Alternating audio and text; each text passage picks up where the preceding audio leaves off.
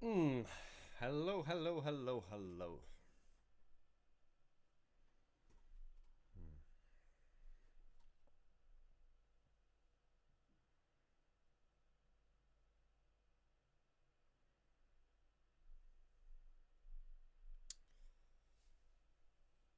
And now we just sit and wait, and we wait for anyone to join us. I've got my banana here, and sticking with tradition, we always start a live stream with a banana. And you know why we do that, don't you? Yes, we're paying homage. Let's see if anyone's out there. I'll start with my banana. And if you're here, don't be shy. Say hello. Announce yourself.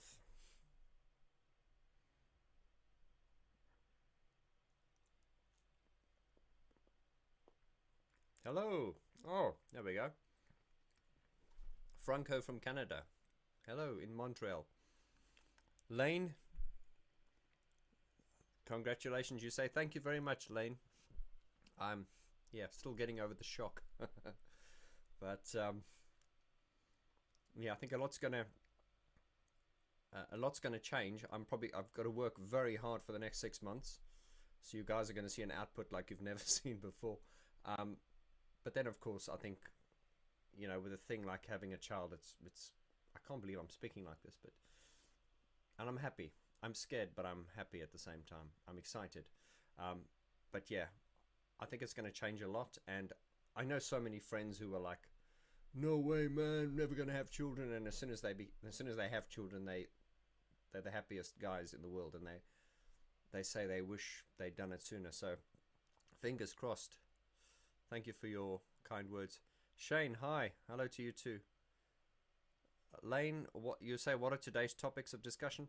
Well, I've in the nearly 3 years that I've done this channel, I don't think I've never scheduled a live chat. I usually just pop up. I usually like to do that. I like to just be spontaneous. So you can ask me anything you want. I'll probably just talk about a few things that are going to happen with the channel, a few things in the pipeline. But yeah, you're free to ask anything you like. Cheers to you all. Fletcher.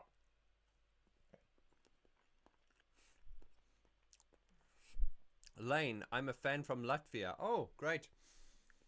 My fiance's from Estonia, and one of my best friends, Anya, lives in Latvia. I've got friends in Latvia, Lithuania, all the Baltics. And thanks to this channel now, I've got friends from all over the world, and it's nice to know that I've got a bed to sleep in. Well, I don't mean that in a sleazy way, but I've got somewhere to stay if ever I want to travel anywhere in the world. So that's very nice to know. But yeah, I'd love to do some international meet and greets one day. But we'll probably do that with Vorti, because I really want to take Vorti onto the road within the next 2 years. Put it on as a live show. But that'll be a lot of work. But yeah, I'd love to meet as many of you as possible. So yeah, I'll just wait for a few more of you to come on. I understand that this is unannounced. I should probably announce this. Actually, I did once. I announced that we were going to do a live stream. We were going to talk about Gary Numan's new song, Intruder. And for some reason, when we went on, I had to abort that. I had to stop the live stream because we had so many technical problems. Now, it never happens when I just do it spontaneously. So my life involves a lot of planning. So it's nice to sometimes I don't often have time like this where I can just,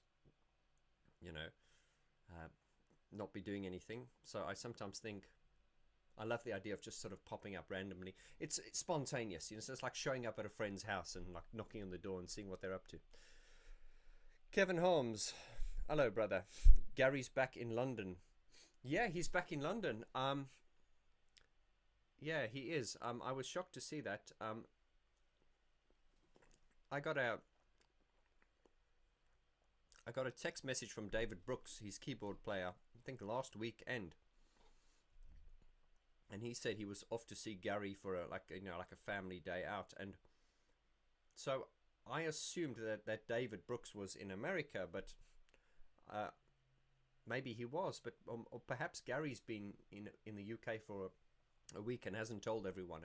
I hope I'm not blowing his cover, but yeah, Gary is indeed here, and I saw the photos of him. He was doing some sightseeing with his dad this morning, and I'm glad to see he's looking well and his dad's looking well.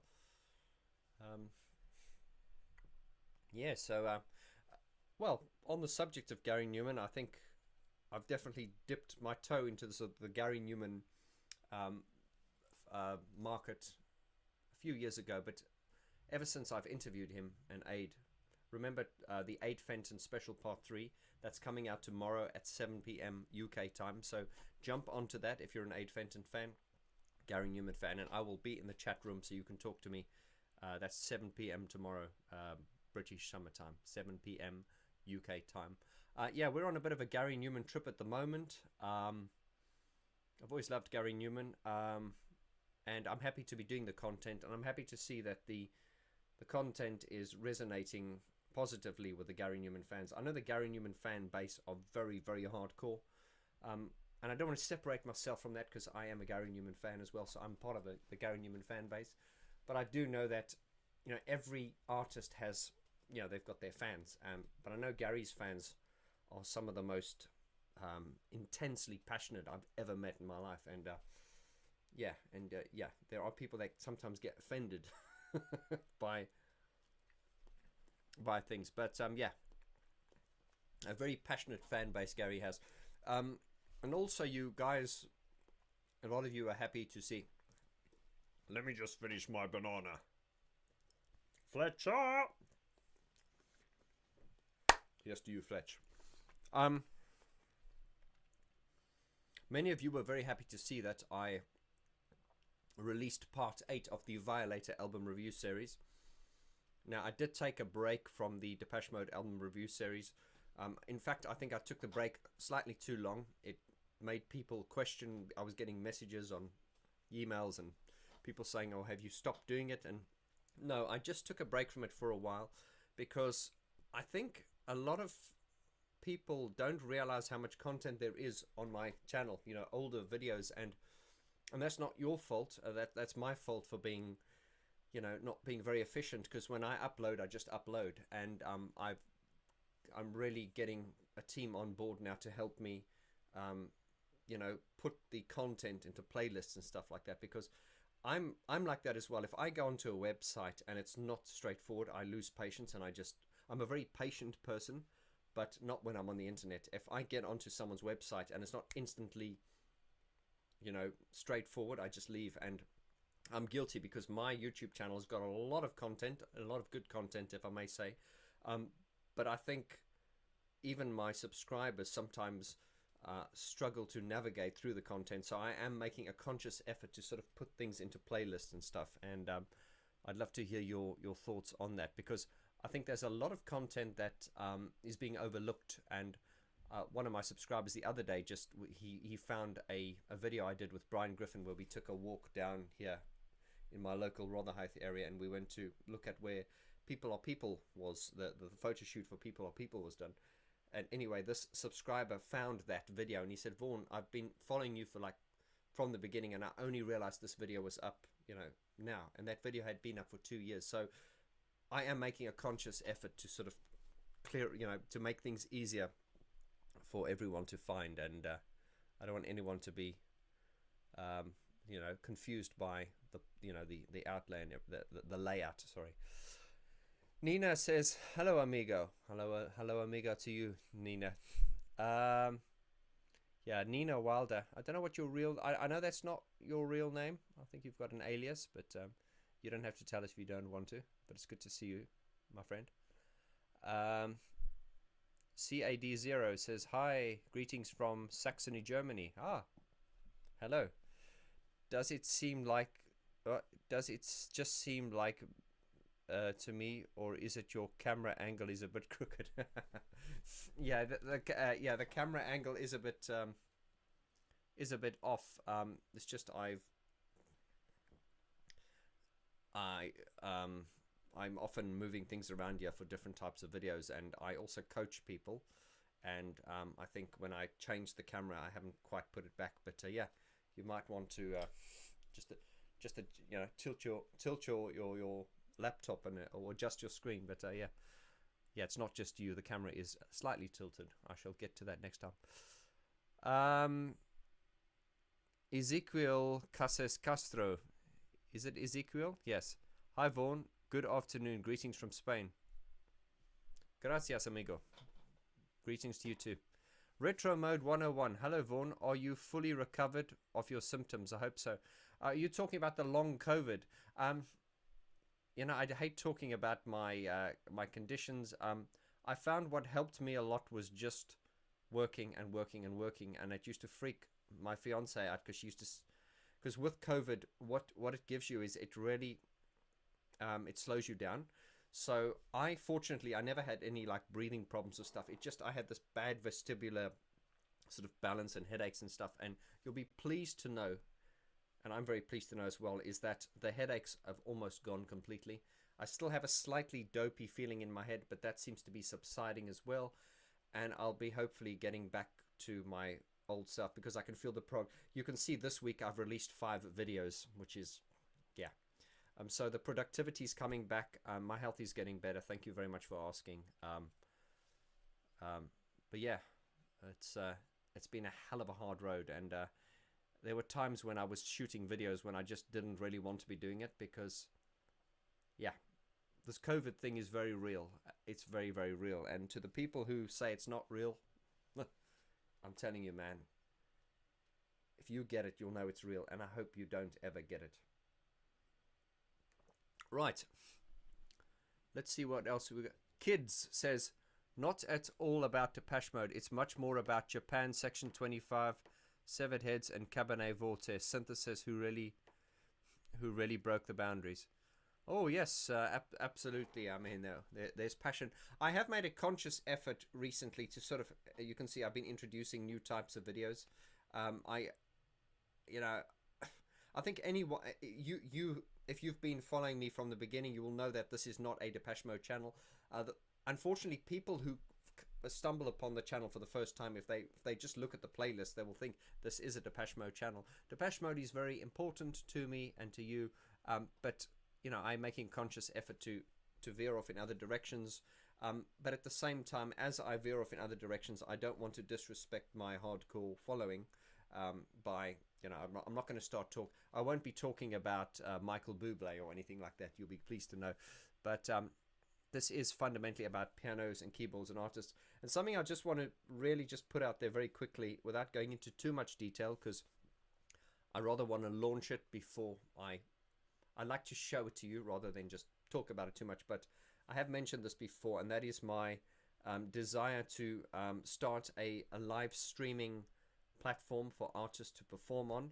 Now, I know the Weird Wolves, if you've seen me interview Ava Gore and Raf from the Weird Wolves recently, they're up for it. So I do want to incorporate a live streaming platform within the Vaughn Goerge YouTube channel, where I can introduce up-and-coming artists to you, because there's something I'm very conscious of, and that is, look man, we all love Depeche Mode and all the artists we talk about here, but I don't mean any disrespect by saying this, but Martin Gore, Dave Gahan, they're multi-millionaires, okay? And I'm not saying they don't deserve it. They absolutely deserve that. But there are other artists out there that aren't getting recognition. And I do want to, I just feel with this channel, I do feel I need to give back in that way. If there are artists out there that are good and worthy of recognition and they're not getting the exposure, then I want to help. And we are busy. I'm putting a team together at the moment to make this streaming platform a reality. And there's a lot more that is going to be stemming from this, but it's all going to be in alignment with, you know, the VG brand and everything. So keep an eye on that. That's going to be a lot of fun.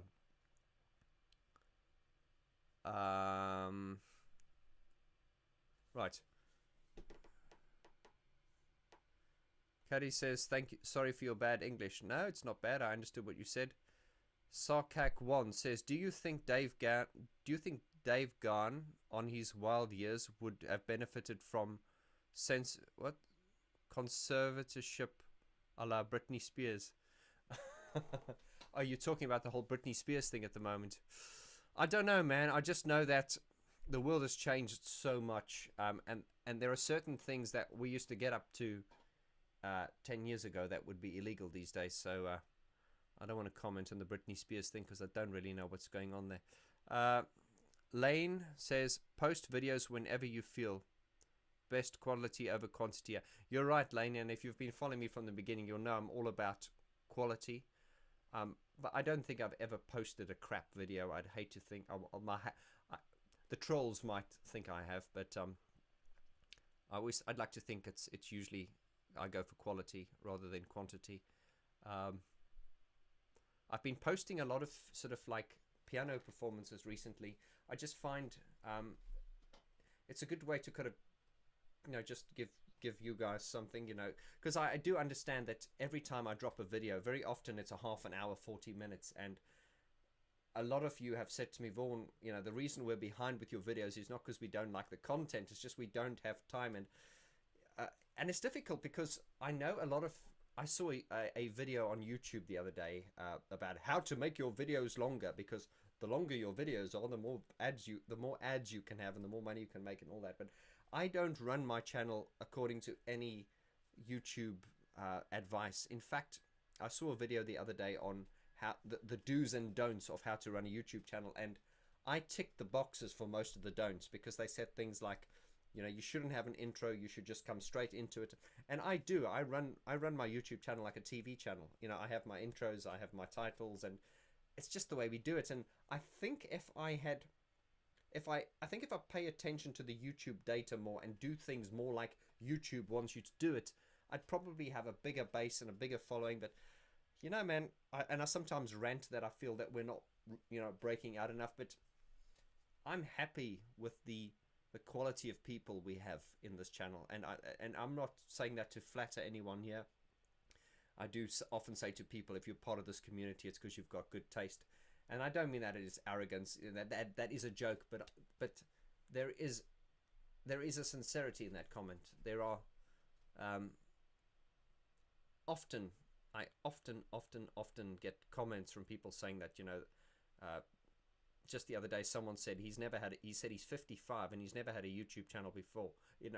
He's never had a YouTube account, but he signed up to YouTube just so he could subscribe to this channel. And I get that all the time, and I'm aware of the fact that there are people that really appreciate what I'm doing, and in return, I really appreciate you guys as well. I'm just laughing. There's a comment that's come up there. It says, I have piles. Yeah, if you think that's a troll, that's my brother. Yeah, Ryan Yunson. Yeah, he likes to do that. He pops up sometimes and trolls me. So no one have a go at him. Oh yeah, do have a go at him. He's an idiot. Right. Huggy 1000 says, hi VG, loved your chat with Gary Numan and David Brooks. How is David's new album? How good is David's new album? Yes, Huggy 1000. Yeah. Yes, David Brooks. I did do a video. Obviously, I interviewed David before I interviewed Gary, and then after our initial interview, I did a live stream where you guys could do a Q&A with him. And then I did a video afterwards in which I promoted his music. It was an interview about David Brooks and his music, and I think a lot of people were very surprised when they heard his record, and that's just because, well, not surprised in a bad way. It's just that when you hear, you see David Brooks on stage with Gary Numan, and you just assume if he releases music, it's going to sound like that. But his music is completely different to Gary Numan's. And in fact, David Brooks, he's a fine session musician. He's played keyboards. He's sessioned for Bananarama on their last tour. He's also a session for Enrique Iglesias. Now, I'm not an Enrique Iglesias fan, but that just shows how musical this guy is. You know, he can session for different types of music. So when you hear David Brooks's album, it's a very, very musical album in a very old school. When I say old school, I don't mean that in a bad way. I mean in a very sort of musical kind of way. You know, it's not sort of like synthesizer driven. It's very musical. Lots of real drums, guitars, and, you know, brass, and real sort of like soulful female vocals and stuff. And great album. I really, really enjoy it. Dalida. I'm trying to speak French now. Bonjour, mademoiselle. Dalida says, I'm sure I'm going to see Gary Numan in Paris. Yes, well, Dalida, I believe you said this is your first gig with Gary Numan, and I can promise you, you're not going to be disappointed.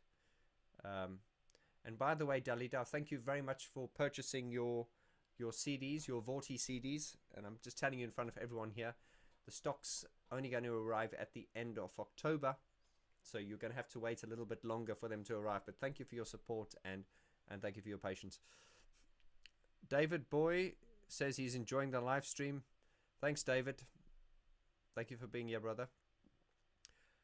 Her Plinkett says, the thing about drug addicts is they can only do very little to help if they don't realize that they need help. Are we talking about Dave Gahan?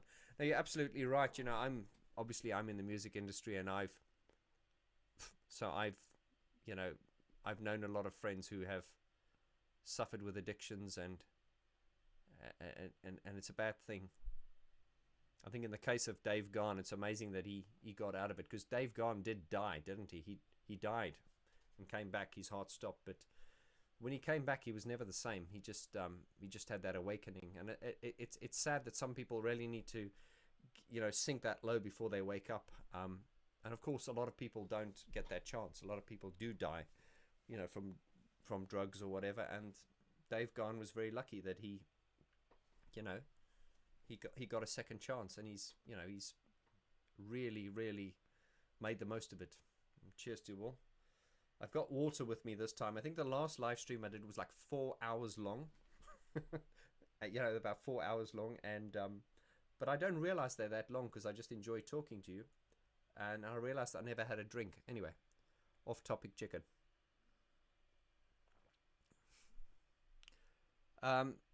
It's my Russian friend. I think that's my friend George there with the. I'm sorry, excuse my ignorance. I don't know if that's Russian writing or Greek. I think it's Russian, and I think I ask you this every time, and I think your name's George. If it is, George, your question is, hello everybody, thanks for the latest Violator breakdowns. It's been a while. Yes, I think I did take a break from the Depeche Mode album review series. I think I wanted you guys to hunger for it. That's not entirely that. I just wanted you guys to catch up with the previous content, and I just wanted to take a break from it now. But as I was doing that video, Depeche Mode videos are probably your favorite, and they're some of mine as well, because I feel very at home speaking about Depeche Mode. And of course, the off-topic chicken works overtime on the Depeche Mode videos, because I do tend to go very off-topic with Depeche Mode. I don't know, it just seems to stimulate my brain in all kinds of random directions. Right, Stefan, hello. He says, another YouTuber I follow is someone who does videos on science. He has over 100,000 followers, and he does not have a regular job anymore, but he follows the YouTube rule. Yeah, this is the thing, man. I guess I need to start following the YouTube rules, because if I don't grow the channel to what it needs to be, I might need to get a day job, and then that'll be quite sad. Peter, hello, Peter McCullough. Peter says, hey VG, remember how you said that Alan Wilder will someday emerge like a superhero? Yeah, I did on one of my videos. I said Alan Wilder is probably like like the Dark Knight. If you saw the Batman with Ben Affleck, he played the role of a really sort of like down and out Batman, and eventually he got so angry seeing all the injustice in the world, he just, he rose again. And the joke was, I've got this vision of Alan Wilder just sitting in a cave, sort of like looking at all these screens and watching, you know, Depeche Mode performing these days and getting really pissed off with the way they sound. And eventually he goes, "That's it, Alfred. Bring me my emulator. I'm getting out there." Ah, God. Right, Stefan. Stefan says, "I wish your fan base will grow." Oh, I've lost you. Sorry, Stefan, I lost you. Oh, you said, there you are. You said, "I wish your fan base will grow as big as the way I get what you're saying. You want the fan base to grow. I hope so too. I don't call it a fan base. I call it a community. But yeah, thank you. I know what you're saying. Brett Wallace says, "Hello, Dad." Hello, Brett Wallace. Yeah, Brett Wallace is the shout out to Brett Wallace. He was my personal driver when I went to see when I went to interview Aid Fenton, and he's also the guy who made that interview possible, because he introduced me to Gary Numan. So full respect to Brett Wallace. I'll see you soon, Brett. Right, old school is good. Yes. Mus31 says, "Hey Vaughn." I say, "Hey Mus31." Edward Lau says, "Good morning from SF." Hello, Edward. Is SF, is that San Francisco? Yes, of course, Edward, of course. Edward. Sorry. Of course. Sorry, my brain's a bit slow. I've still got the COVID brain fog, not brain frog. Edward, one of my good friends, whose son I'm coaching in my VG coaching academy. Thank you, Edward, for popping up. Peter Makala says, "Hello, VG. I like how your interpretation videos are not 100% perfect, fixed to oblivion.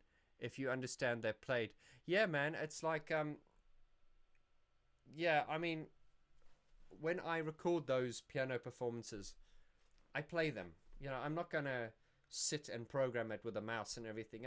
I mean, this is something.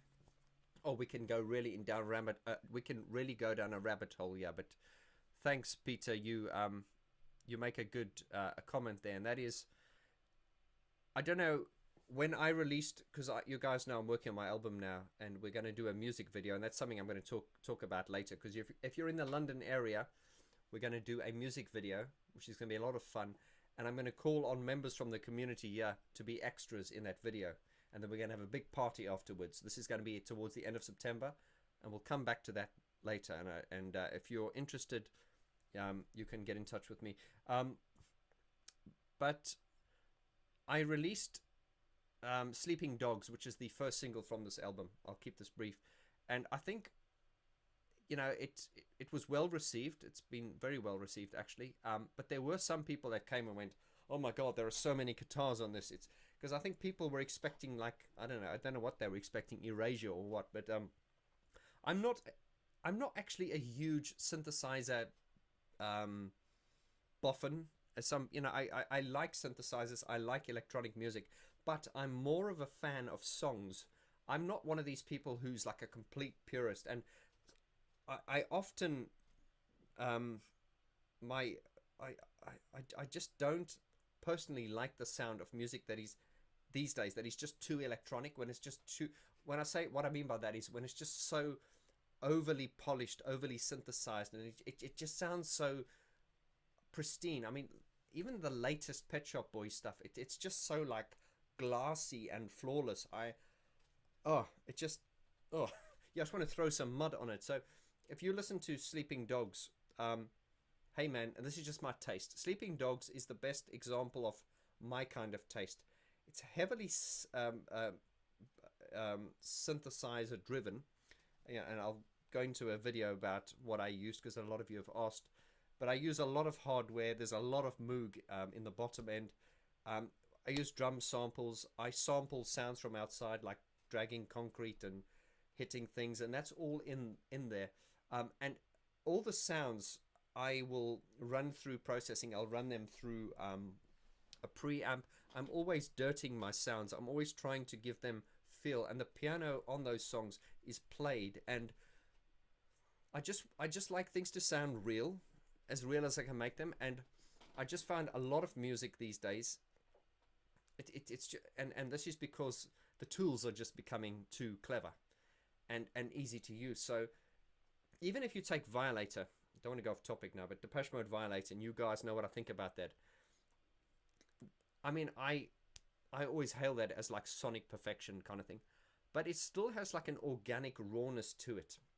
It doesn't have that pristine sort of like, you know, it's like glassy kind of, it has an, and it's very difficult to explain, but it has like an earthiness to it, and that is what I'm always going for. I just don't like this over polished, clinical, clean sound. I just can't. But that's my taste. That's my taste. That doesn't mean I'm right. Right. Let's get some more here. So yes, Peter, my piano improvisations are played. And if you ever saw me in a live performance, I play. I like to play. I don't like to program. You know, I like to play as much as I can, and that's important, because we should never lose the art of, you know, real musical expression. Eric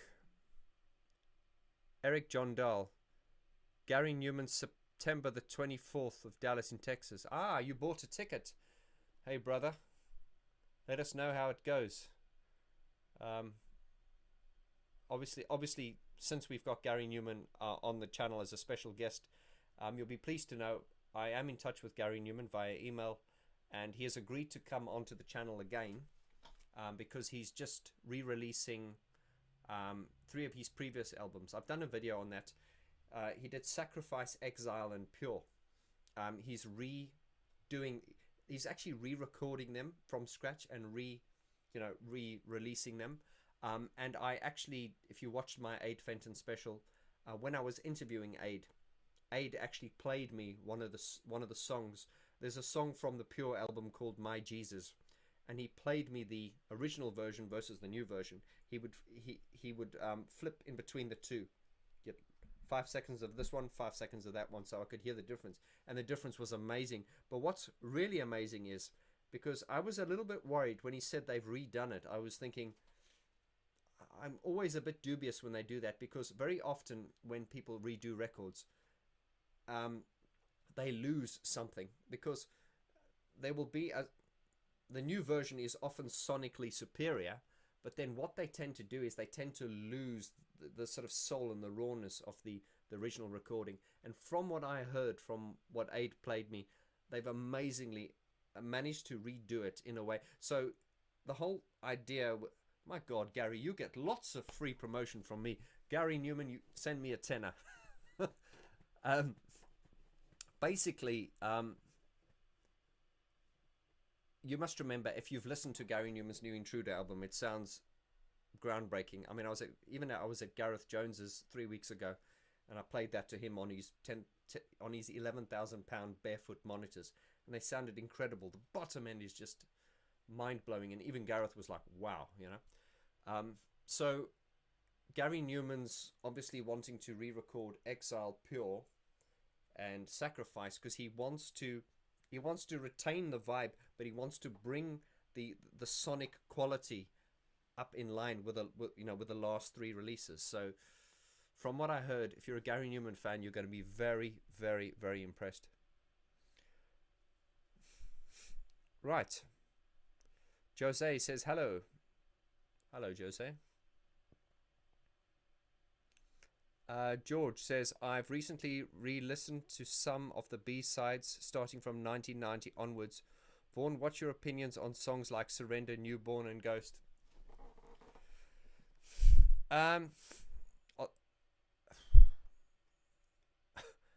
Those are obviously Depeche Mode songs. I don't know Ghost and I don't know Newborn. That just shows. I know Surrender. Is that Surrender? Surrender I do like. Is that the one from is that the B-side from Only When I Lose Myself? Heavenly surrendered once again. Yeah, I'm a man of flesh and bone. That's Surrender. I do like that one. I do like that one. Newborn Is that the one where Martin goes, "Oh, little one, I will protect you," or something like that? Ghost. Yeah. Some of you are probably going to get really surprised here to know that there are Depeche Mode songs that I don't know. If you play them to me, I will know them, of course, but I'm not a huge fan of the last 3 albums. I think I've said that. But you'll have to just wait and see what I think of them when we continue with the Depeche Mode album review series. And on the album review series, I think, you know, Violator's a real high point, and Songs of Faith and Devotion is just going to be mega.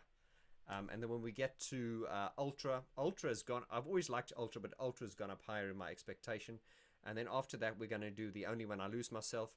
And we got a special treat for you then, because Brian Griffin, my friend Brian Griffin, who you guys see on the channel a lot, he did the music video for that. And we're going to do a Only When I Lose Myself special. And we're also going to go and interview Roger Burton, who was the guy who did all the costumes and the set design for that video. So there's a lot to come. If you've not subscribed yet, please subscribe and share this with people with similar mentalities. I'll be very grateful if you do. Okay, right. Okay. Sarkak1 says, do you believe the best music composing years are when you are young, in your 30s or so, and your music only gets worse as you age? Imagine the Rolling Stones. That's a very good question, actually, because there is a science, and please, that apparently your peak creativity is in a certain age group. Now, I don't know about that. I mean, I think for me personally, I think my stuff that I do is much better than it was, 10 years ago. But if we talk about like Depeche Mode, I was amazed. I was talking to Gareth when I spoke to him last time. I was amazed that when Depeche Mode did Construction Time Again, they were like 24. I mean, they were like 24, 25. And it baffles my mind to think that someone that young can have that, could produce something of that standard. It does baffle my mind. And that's not fanboy talk. That is just real sort of like tech talk. If I analyze this technically, and also you've got to understand what they did sonically with what they had technologically in those days was groundbreaking, because it's just amazing that someone that, people that young could produce work to that standard. Right. But that's a good question. I think it does happen, and there are artists that kind of tend to, I wouldn't say you get worse with age. I just think, I've got to think carefully how I say this now. I think in the case of Depeche Mode, I think you lose that hunger.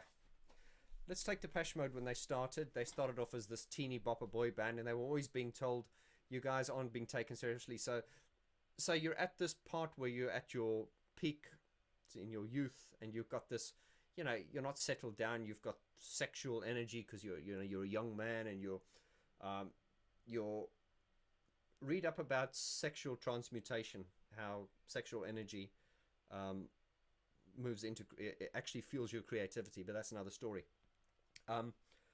So you're at this point, you're trying to prove yourself, but you're young and you're conquering the world, and you've got that hunger. What Depeche Mode don't have anymore, they don't have that hunger anymore. And I don't mean that rude. It's just like they've got nothing to prove anymore.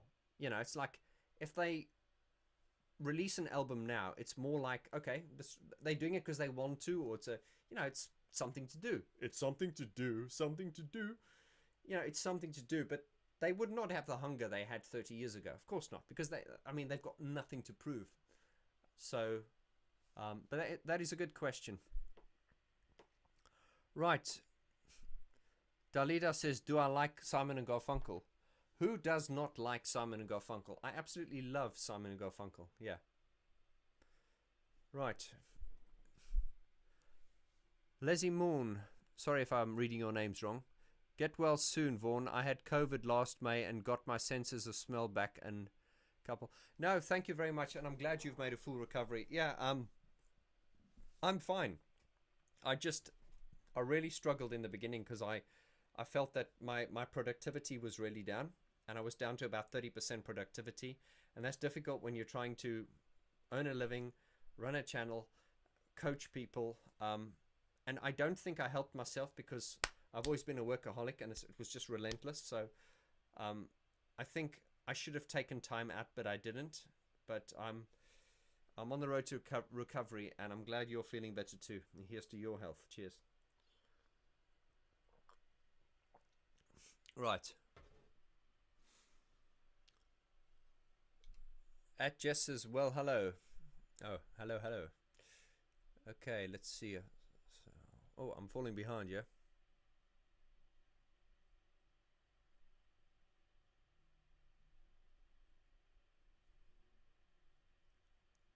Okay, Jose California says, CA California, I think. Jose CA says, Vaughn, what synth would you recommend that's easy to use and has an arpeggiator in it? I'm a guitar player trying to make electronic music.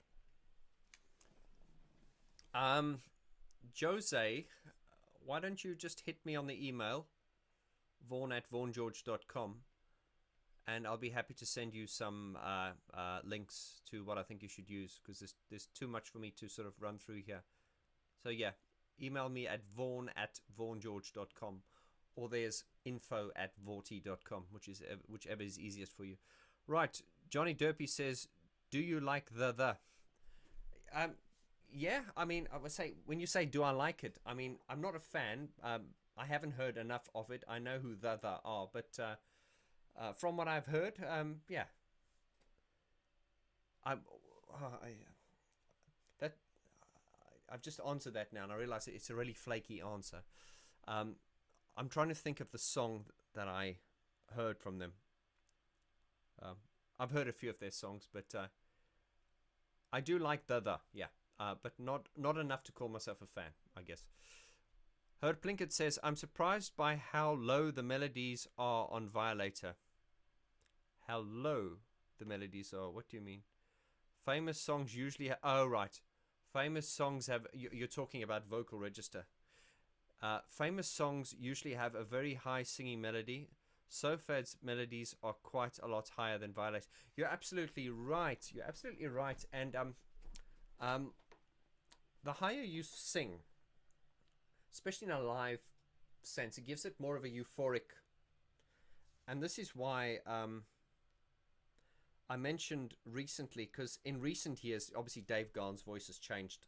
So they've had to transpose some of the songs into lower keys so that he can cope with it live. And I mean, as much as I love Dave Gahan's voice, he's got no range at all. It's all down here. And of course, he's spawned so many Depeche Mode knockoffs. In fact, here's an unpopular opinion, but I've often said this. People always talk to me about camouflage. So I haven't studied camouflage, but that song, The Great Commandment shows the counter. I don't know the words. Nice melody and everything. But the first time I heard that, I thought to myself, this is a great song, but the singer is singing it in the wrong key. And who the hell am I to say that? It's just my opinion.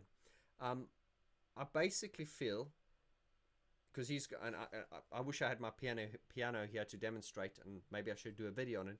But if you listen to the singer's register when he goes, The Great Commandment, I'm not saying he's singing it badly, but if I was producing that song, I would have made him sing it a semitone higher.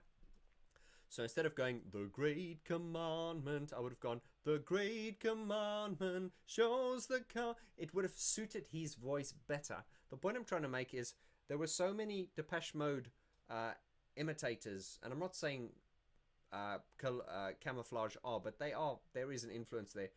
But I just think that song was very Depeche Mode influenced, and I don't feel he was singing it in the key that best suited his voice. He should have sang it slightly higher, because it would have suited his voice better. Now, what you say there is, you're very true about Depeche Mode. Dave Gahan sings very low, but it doesn't, when he sings, it doesn't sound like it's that low. When you try and sing it, like when I'm demonstrating Depeche Mode songs here, I mean, I'm much more comfortable singing in Martin's register. But I find with Dave, the sweetest perfection. No, that's Martin, sorry. Dave, we're flying high. I mean, I can do it, but I have to really, bring my chest voice in. I don't want to go off topic, but you know, every voice has its color. Dave Gahan's voice is incredibly unique. It's not very dynamic. There's not much you can do with it. Martin's voice, and I don't want to compare them, but Martin's voice is very, very dynamic. He can sing very low. I was listening today to a song from, there was an acoustic version from, what's that, Exciter. And what was he singing? Anyway, I forget the song, but it was all in, oh yes, it was, oh, I need your tenderness. Oh, I need your touch. What's it? Oh, I dream of one caress. Then he goes low. Oh, I pray too much. And he goes really low. So Martin can go really low. And that was him singing a Dave Gahan song. When the Body Speaks. That's the song, sorry. And what surprised me about that, Martin was singing it live. It sounded beautiful. And it struck me that that was all in major key. In major chords. And I thought, okay, Martin. But yeah, I've often spoke about Exciter being Depeche Mode on holiday, because it was really a breakaway from their usual style, and so it has its place. God, this is a long-winded answer I'm giving you here, but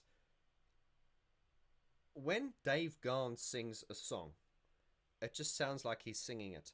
But when Martin Gore sings a song that Dave usually sings, it sounds like he's singing low, because it's, although Martin can sing low, it's just that I don't think his voice is as naturally low as Dave's. But you're right in saying that the sort of vocal register in the sort of general vocal registers used in songs of faith and devotion are higher. They're much more, especially if you listen to "This is the dawning of our love." Okay, that's not high, but when it gets to that part in the song, "I Feel You," there's this screaming in the background.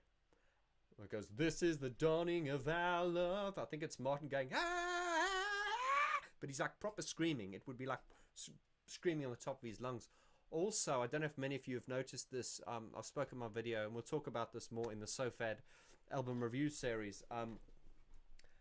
If you listen to "Walking in My Shoes," Dave goes, "You stumble in my footsteps." That's his register.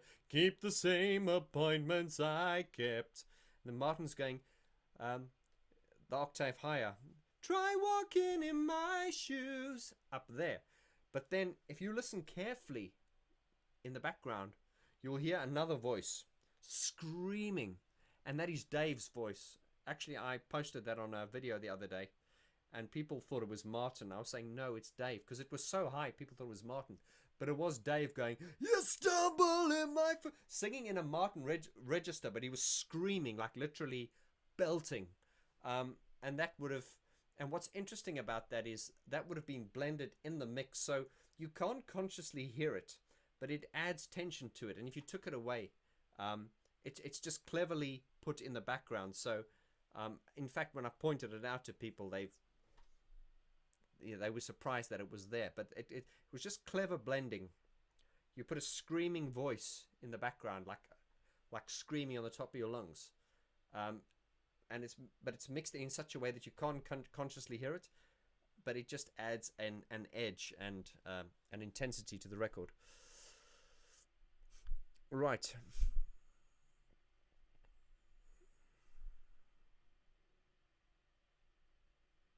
Yasser Jam says, "How do you handle cases where you vigorously oppose an artist's political or social views and values, yet you like their music very much?" Morrissey is an example.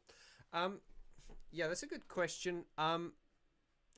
I once got told off because I jumped online and I said, I just wish artists would stop getting involved in issues and politics and just, be artists. And then someone said to me, "Vaughn, that's a stupid thing to say because, just because they've got a platform, their voice will." I can see why people do it, because if they feel strongly about it, then they should. In fact, I was surprised when Depeche Mode released Spirit, and I thought, they're getting very political, and we saw Martin Gore on the telly going, on the interview. He was saying something about, oh, it's basically inspired by the world, and you know what Trump is after. So I know a lot of people were having a go at Trump.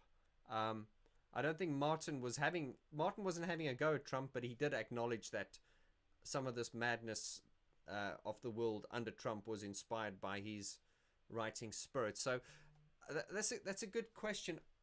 I'll put it to you this way. Here's a very controversial thing. The whole Michael Jackson thing. You know, he was accused of the children thing and all that. I'm not going to go into too much detail. And then some radios said they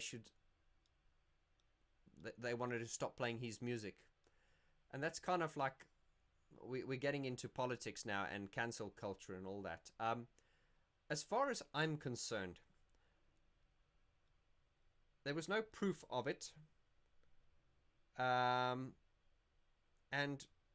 I would still listen to Michael Jackson because I respect his music. We see that now as well in politics, where we're pulling down statues because we don't like what they represent, and this is a view that people can take. You must remember that people's mindsets change. Even now, the way we used to speak in school would not be acceptable these days anymore. You know? So you can't go back into someone's past.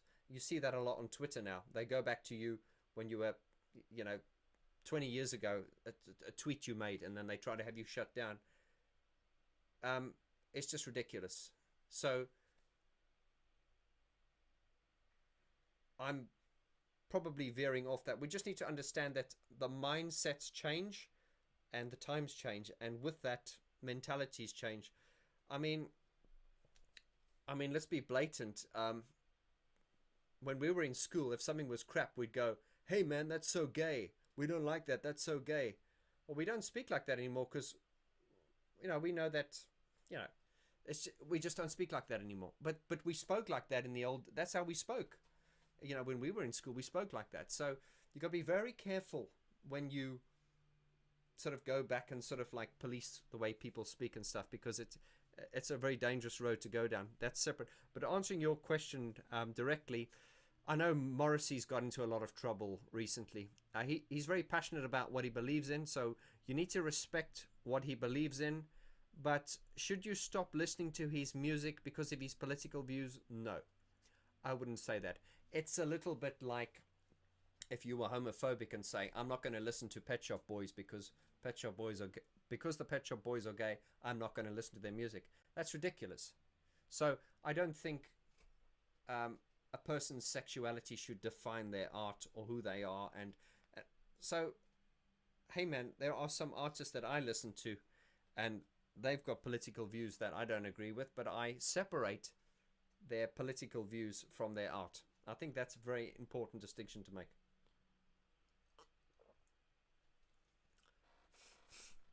Right, Peter McCullough says, Gary Numan confession. I didn't know a prayer for the unborn song before the online concert. Sorry, I don't understand. What? I didn't know a prayer for the unborn song. Okay, that's the song. Before that online concert. Oh, you never knew it. Oh, right, you never heard of a prayer for the unborn before you went to one of his concerts. A mesmerizing tune. Gonna get newly recorded. The prayer for the unborn. If you are my shepherd, then I'm lost and no one can find me. That is a real song, damning of God. A prayer for the unborn. I think he wrote that because when his first daughter, Raven, was born in, I think, 2003. I remember that because I was at a concert. I dragged my dad to a Gary Numan concert in 2004 in the Shepherd's Bush. I think it was the garage in Hackney, I think. I think it was there. And Gemma was there with a baby, with Raven was in the pram. And just to make me feel really old now, Raven is now 18 years old. So yeah, but anyway, song Prayer for the Unborn. I believe Gary wrote that about his unborn child, because him and Gemma, if you read Gary Numan's book, him and Gemma were struggling to fall pregnant.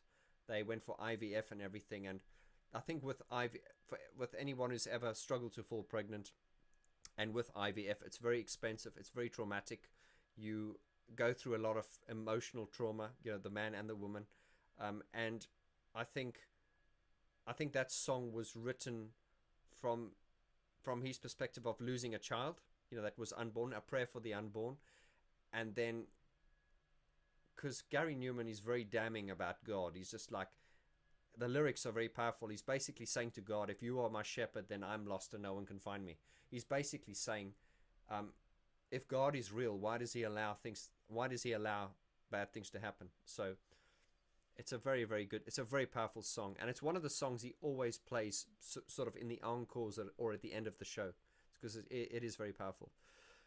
George says, surrender. Oh yeah, you're coming back to my previous answer. Yeah, you're saying surrender is from the Only When I Lose Myself. Yes, that's right.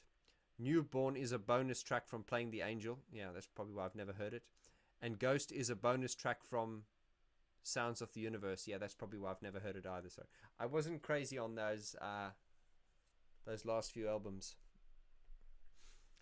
Stefan, I'm looking forward to your album reviews on those you dislike. Well, you know, the thing is, right, it's I never slate something. I always I try to be as balanced as I can.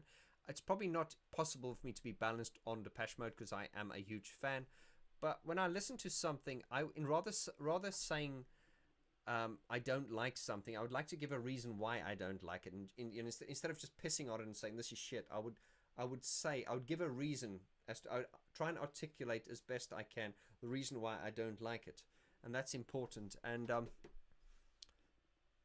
so yeah, I'm not very. I mean, spoiler alert, I think most people know that my least favorite Depeche Mode album of all times is Spirit. Really, really disappointed with that album, and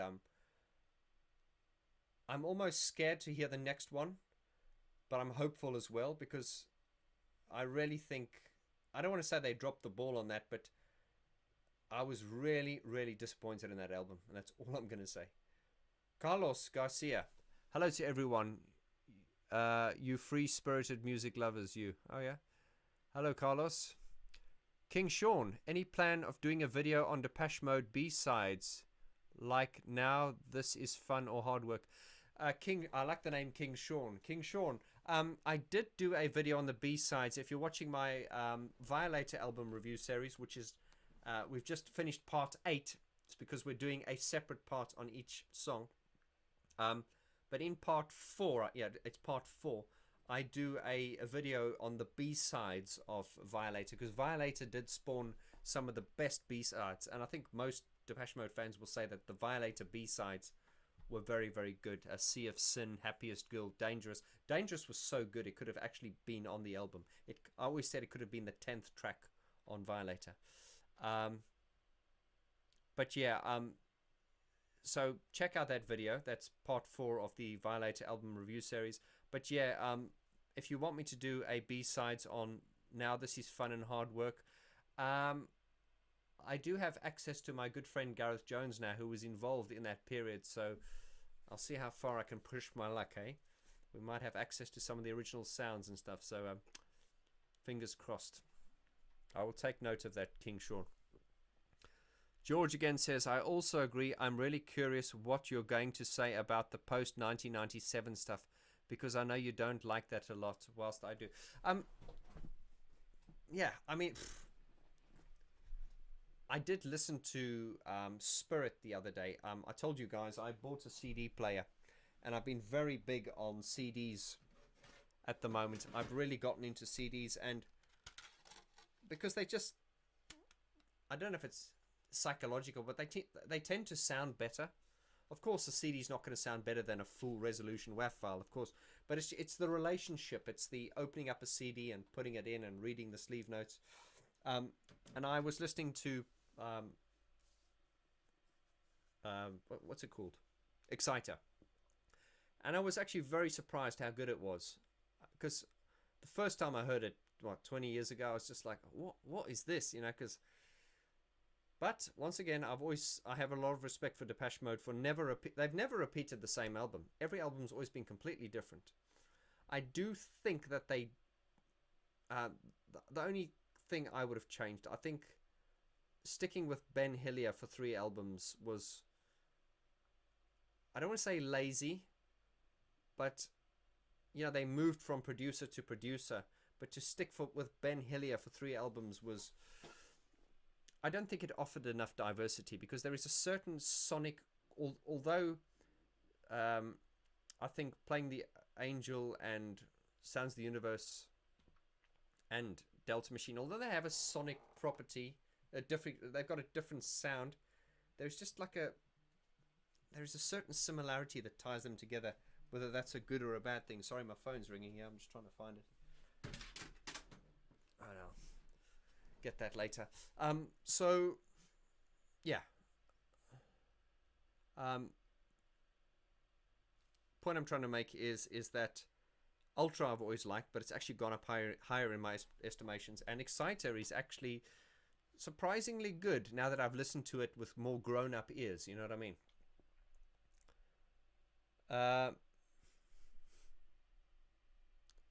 Arlene Williamson. I walked out of a Morrissey concert because of the way he was treating some of the fans at the front. He was rude. What was he doing? Was he spitting on them, or hello, I'm Morrissey. Yeah, Morrissey is often in the news for all the wrong reasons these days. Yeah. Jesscom says, I know it doesn't matter. I don't care. I love Pet Shop Boy. Alternative is my favorite. Do I actually? I think I might actually have that one. I bought a whole bunch of Pet Shop Boy CDs the other day, all secondhand.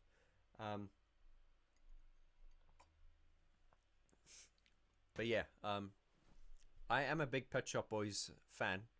But I have said that the recent offerings are just far too digital sounding to me. I would say digital, that's probably not the right word, but too polished. It just sounds too pristine, and if Neil Tennant's not singing, it doesn't sound like Pet Shop Boys. You know what I mean? Because a lot of the older stuff, it always had this Pet Shop Boys sound in the music, and I find with a lot of the recent offerings, it just sounds like, you know, club music to me, dance music. And I'm not a big fan of dance music. I used to do dance music many years ago under the name of Von Mixer. You can find me online, and you can laugh at me. But yeah, it was just a moment, right? Depeche Mode 72 says Newborn is one of their best B-sides. You know, I've obviously heard it. I just can't remember it. Dalida says, do you like Desire's hit Voyage Voyage? La la la la la la la la, Voyage Voyage. Of course I love Voyage Voyage. And I'm going to show you something very funny here. This is a real guilty pleasure of mine. This is for all the French people here. I'm going to do a video one day on my guilty pleasures. You know, there's that music that you listen to that you would not admit to anyone. Anyway, I'm old enough and ugly enough to admit this. Look what I have on vinyl. Don't laugh. Can you see that? Veronique Janot. This is bloody awesome. This is, I mean, yeah, I think a lot of you would be shocked to see I've got this on vinyl. Check this out online. Just Google it up. It's so not what you think I would listen to, but I absolutely love this. I love this. Merci beaucoup, mademoiselle.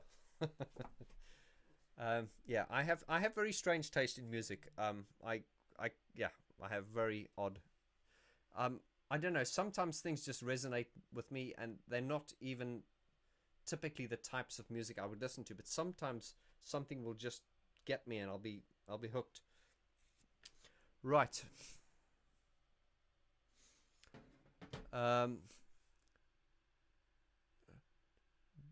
Jess says, yeah, you dislike Spirit, to be honest. Yeah, I mean, and it's, you know, you agree with me, Jess, but it's just that sometimes when I say, you know, I've said I've disliked it, and some people got really upset by that because like, oh, Vaughn dislikes it. What? It's like, hey man, I'm not slating. I'm being honest. I mean, if I ran this channel and just liked everything, then I would have no credibility, because there needs to be. But if I said everything was great, then I would just be a liar. So, but I have to be honest. And yes, Spirit. There are some people, a few people, and I don't know if they're saying this just to wind me up, that say they think Spirit is the best album Depeche Mode has ever produced. That's when I usually go, you're taking the piss now, because you can clearly tell it's not the best album they've ever produced. Alexis says, one half of ZZ Top passed away. Yes, rest in peace. Yes. Shame. That was very sad. Sean Cox, hello brother. He says hi, rather late than never. Nice of you to join us, Sean. Hope you're well. Check out Sean Cox. He's the admin. He runs a friendly Gary Numan Facebook group, and there are some very unfriendly ones there as well. Not everyone, but Sean runs a Facebook group called Positive Numanoids, and well worth supporting. So join that Facebook group if you are a a Gary Numan fan. Sean, you can send me the tenner via PayPal. Thank you. Just kidding, mate. Let's see what else we got here. All right. Ruse 212. Your dream has come true on a private yacht recording with Marty and Alan. Out of nowhere, members of KMFDM ram your ship, and there is only one life. Okay, I don't know what KMFDM. Okay, but you're basically saying I'm on a life jacket with Martin and Alan, and I've basically got to save Martin or Alan. Who do I choose? Oh God, what a fangirl question that is. Who do I save? Oh my God. I guess you're asking because if I save one of them, I'm going to be stranded on a paradise island. So I guess you're asking me who do I want to be stuck on an island with, Martin or Alan? Oh, I don't know. I'll let you know. I don't know. Difficult question. Let me think about that.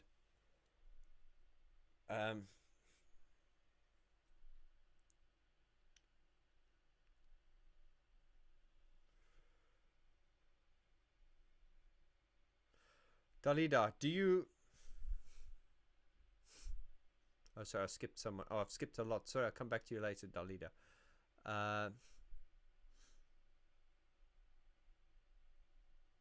Oh, I'm really falling behind you. I better catch up.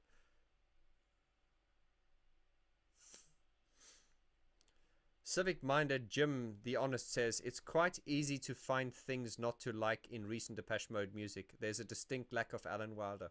Alan Wilder, fanboy alert.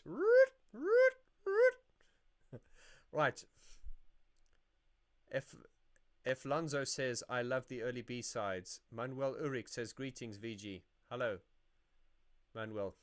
Arlene Williams says, people wanted to give him flowers and he was ignorant about refusing them. Is that the Morrissey? He didn't want to receive flowers.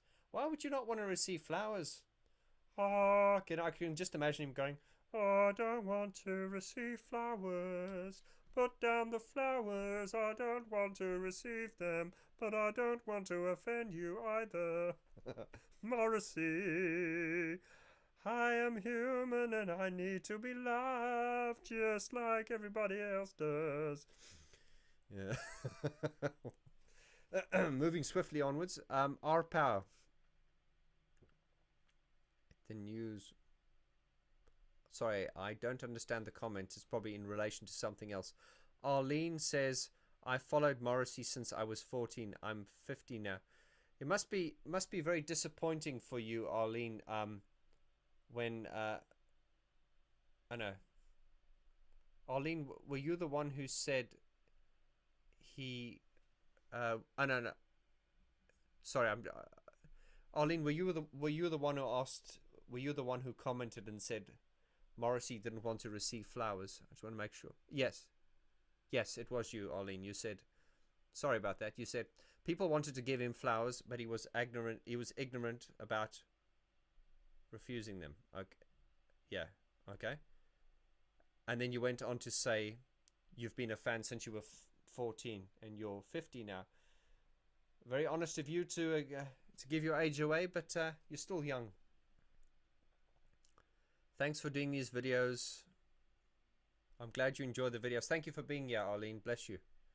Thank you. Leslie Moan says, same with the last few OMD releases. Yeah, I think I tell you what, OMD, I mean, I haven't really sort of followed much of the more recent stuff, but I can tell you what OMD are very good at is live. Andy McCluskey is very good live. His voice is amazing. He's very energetic, and I love their drummer. I'm having a go at Eigner again because you guys know how I feel about Christian Eigner as a drummer. Once again, he's not a bad drummer. He's just, I don't know. Check out OMD's live drumming and check out Richard Beasley, Gary Numan's drummer. That is, as far as I'm concerned, that is how drumming should sound in that type of music. It's just the snare and the grit and the groove, and they respect the song. They're not trying to overdo it. And I also just this one more, the drum kit that Christian Eigner uses. It's just got no. There's just no impact. It's like it's an acoustic kit. And the reason they use an acoustic kit is because it's more dynamic, apparently, according to Kerry Hopwood on the thing. But hey, man, I don't want to get into it. I just don't like it. I really don't like the sound of their drums. Don't mind them using live drums, but not when it's overplayed and the sound is flat. Right. For a more in-detailed explanation, check out the video I did on Spirits in the Forest movie review. I go into a lot of detail, and I pissed a lot of people off on that as well. But then again, I do like to say the things that other people are too scared to say. Right. Jess, I liked Electric and Super by Pet Shop Boys, but the latest one, Hotspot, isn't very good. I haven't heard that. I think I did hear a track from it. But yeah, latter Pet Shop Boys, yeah, I'm not too keen on it either. Peter McCarlo says, do you remember Army of Lovers? Don't we? Arlene Williamson says disco. Absolutely. Jan Hudak says, when we come to Exciter, are you going to Patreon? Okay, I go to Patreon, the highest tier, and I'm ready to pay for the MIDI transaction of Free Love Flood Mix right now. Are you going to join Patreon then? Okay, well, you guys can join my Patreon community if you want to, sort of get closer to me. You're more than welcome to do that. Well, not physically, but don't want to scare you. Secret Symphony. Are you answering to Jess? You're saying the other way around, you like Hotspot and Super, but less keen on Electric. Okay. Dalida, do you know other French and Italian artists that you like more? Oh, there's some great... I mean, that's a long list. But yeah, I mean... you want me to say Jean-Michel Jarre? I do like Jean-Michel Jarre. I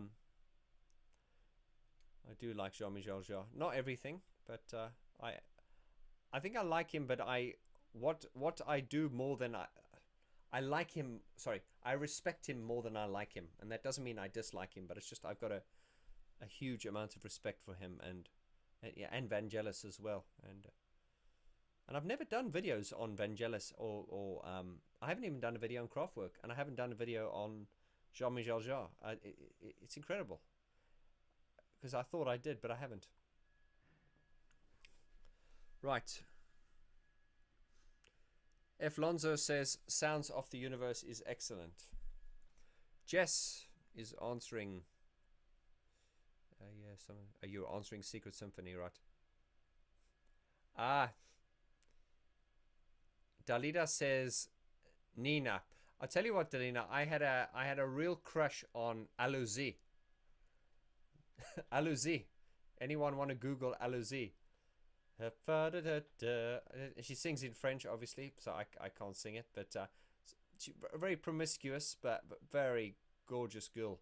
Yeah, not a great voice, but just the songs were just so. She was to me like the French Britney Spears, you know, just like better than Britney Spears as far as I'm concerned, but just so sexy and just so like, yeah, it was just like fantasy girl, but very cheesy. But I've got a soft spot for Alizé, gorgeous girl. Right. Oh, I'm falling behind again. Sorry.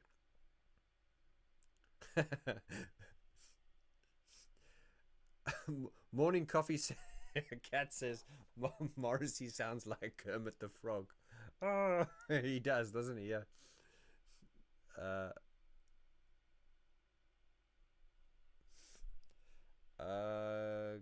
Okay. Sean Cox says he wants to know my views on Metamatic by John Foxx. Yes, you did. I think you sent me an inbox message, Sean. I should get to that. John Foxx is what I like to call the icon of icons, because all the icons look. He's kind of like a David Bowie character, you know. Everyone that I respect looks up, you know, like they are all fans of David Bowie, and they're all fans of John Foxx as well.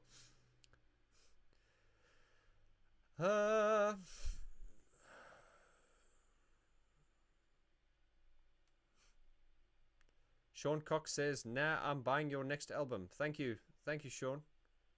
You will enjoy my next album. And he has a bit of a shout out and a plug here.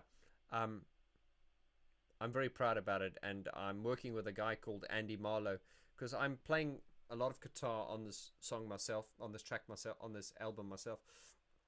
But I can play well enough to get my idea across, and sometimes that works. Sometimes we keep the rawness of what I've done because it just has a feel. But Andy Marlowe is just doing some amazing, like, we are trying to use the guitar in a very different way, because I like the guitar, I love the guitar, but we're incorporating it into in a different kind of way and layering it with instruments. So I'm really excited about this album. And if you've just joined, I'll give you guys some details later. At the end of September, sort of around about the 20th of September, we're going to shoot a music video. Yeah, I'm going to have to get in shape. We're going to shoot that music video here in London. It's going to be done in a venue. The song's called Bottle, and it's about a guy who goes into a bar and behaves like a dick and causes trouble, and that's all I'm going to say. And I'm playing the role of the guy who's causing the trouble. And I'm going to be calling on members of the VG group, because we're going to need extras. So if you're in the London area, or even if you want to fly from abroad, if you're crazy enough, you can be in the music video. And we're going to have a big party afterwards. And Brian Griffin's going to be in the video as well. He's going to be one of the characters. So it'll be a lot of fun, but I'll give you guys some info on that. I'd love...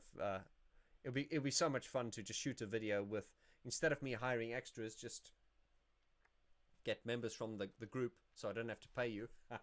Well, there is that. Come on, I'm doing this all out of my own pocket, and we are doing a crowdfund at the moment just to help fund that music video. But more than that, it's just about releasing a video that I'll be proud of and sharing it with, you know, the community. That'll be great. So I'm very excited about that. Depeche72 says, I like Depeche Mode album Spirit. Definitely not the best, but I like it. For me, it's better than Exciter. Oh, they're all better than Spirit. Oh no, you're saying Spirit is better than Exciter. Oh, okay. So for me, it's the other way around. F. Lozano says, You love Numan, but you wouldn't call yourself a Numanoid. Sean Cox says at some point, okay, yes, you asked for John Foxx. I shall do that for you, Sean. Stefan says KMFDN is a band. Kill. Oh, right. Is there a band called that? Okay, I'm not going to read that out because there might be children on watching me. To you, Delta Machine is really good. Yeah, Delta Machine has its moments. There are no bad albums. I'm just putting to that. There are definitely no bad albums. They're just albums I like more than others. And Spirit being the album I like the least. But it's not a bad album. I'm not saying it's bad. But I'll give you my in-depth review. And in fact, I want to do a video, and the video will be called Depeche Mode, What Happened to the Melody?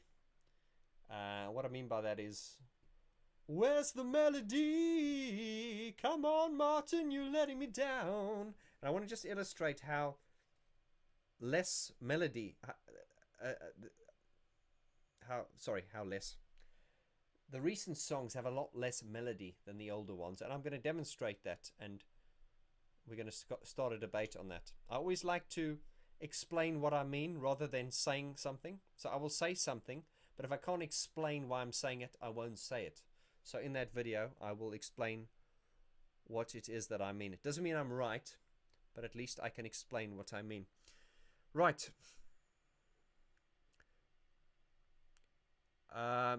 Joachim Sunden, hello. He says, hi, following your channel from Sweden. Really liked it. Thank you, Joachim. Have you listened to the Swedish synth band Mobile Homes inspired by Depeche Mode? You know, I haven't, but that name has been recommended to me before, so I really should check it out.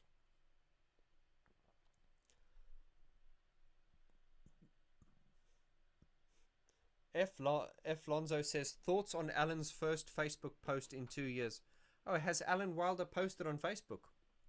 I don't know about that. What did he say? Did he say shut that Vaughn Goerge guy down? No, I don't. Alan's personal Facebook page is very, yeah. He went very quiet. He was very active around about 2010-11 when he was doing his recall stuff. Then he's really just disappeared from the public eye, and then he surfaced, but he got really political. He was very anti-Brexit, and yeah, he didn't hold back on his political views. So his channel, his Facebook page became more sort of like a rant page, like a lot of us rant. But yeah, Alan Wilder is a very, very private person, and people keep asking me to interview him. And hey, man, what am I going to ask him that we don't already know? But never say never. But he's a very private person, and all I know is he's you know, he's married. This is his second marriage, and he's enjoying being a father. So that's all I know at the moment.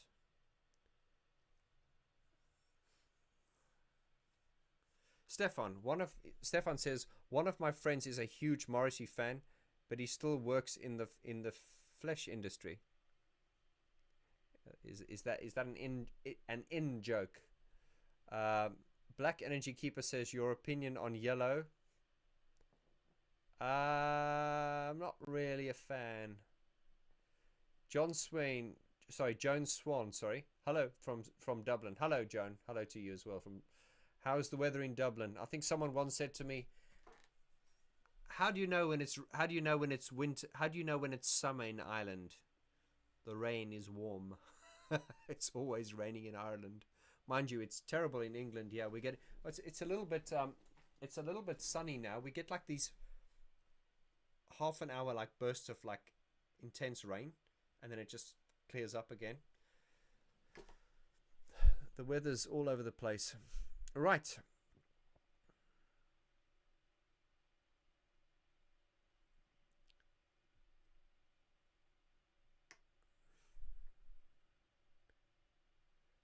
Dalida says, do you plan to talk about OMD and Andy McCluskey again on YouTube? Dalida, I think I did two. I've done one or two videos. I think I've done 2 videos on OMD. But yeah, I want to do a song analysis on songs like Enola Gay, um, um, what's that? Souvenir. I love Souvenir. So yeah, I will talk about them. My assistant Lloyd actually did reach out to Andy McCluskey for an interview a while ago, and they didn't say no. So it's basically, it'll happen one day. And then I saw Andy McCluskey, speaking to some other YouTuber who had a very small channel, and I went, hang on, yeah, why aren't you speaking to me, Mr. McCluskey? Dalida, I know you're friends with Andy McCluskey. If you can organize me an interview, you'll be the member of the year. So yeah, no, I'd love to interview Andy McCluskey. I do love OMD. King Sean, heard you've been trying to grow the channel. Have you thought of any ideas?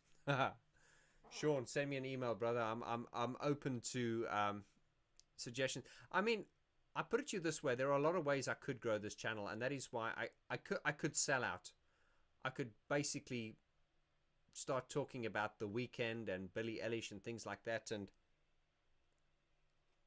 you know, I'm not against that, you know, if it's within context. But you get big YouTube channels with hundreds of thousands of subscribers, but if you look in the comments at the bottom, there's not much engagement. I would rather have a smaller community with engagement, and that is what we have here. Is we're close knit. We've got engagement. If you look at, I mean, I don't want to sound cheesy. I don't want to sound like a hippie, but there is a lot of love and there's a lot of respect here, and that is why every now and then, it doesn't happen often, every now and then a troll will pop in, and we eject them very, very quickly. I do want to grow the channel. I really do. I need to.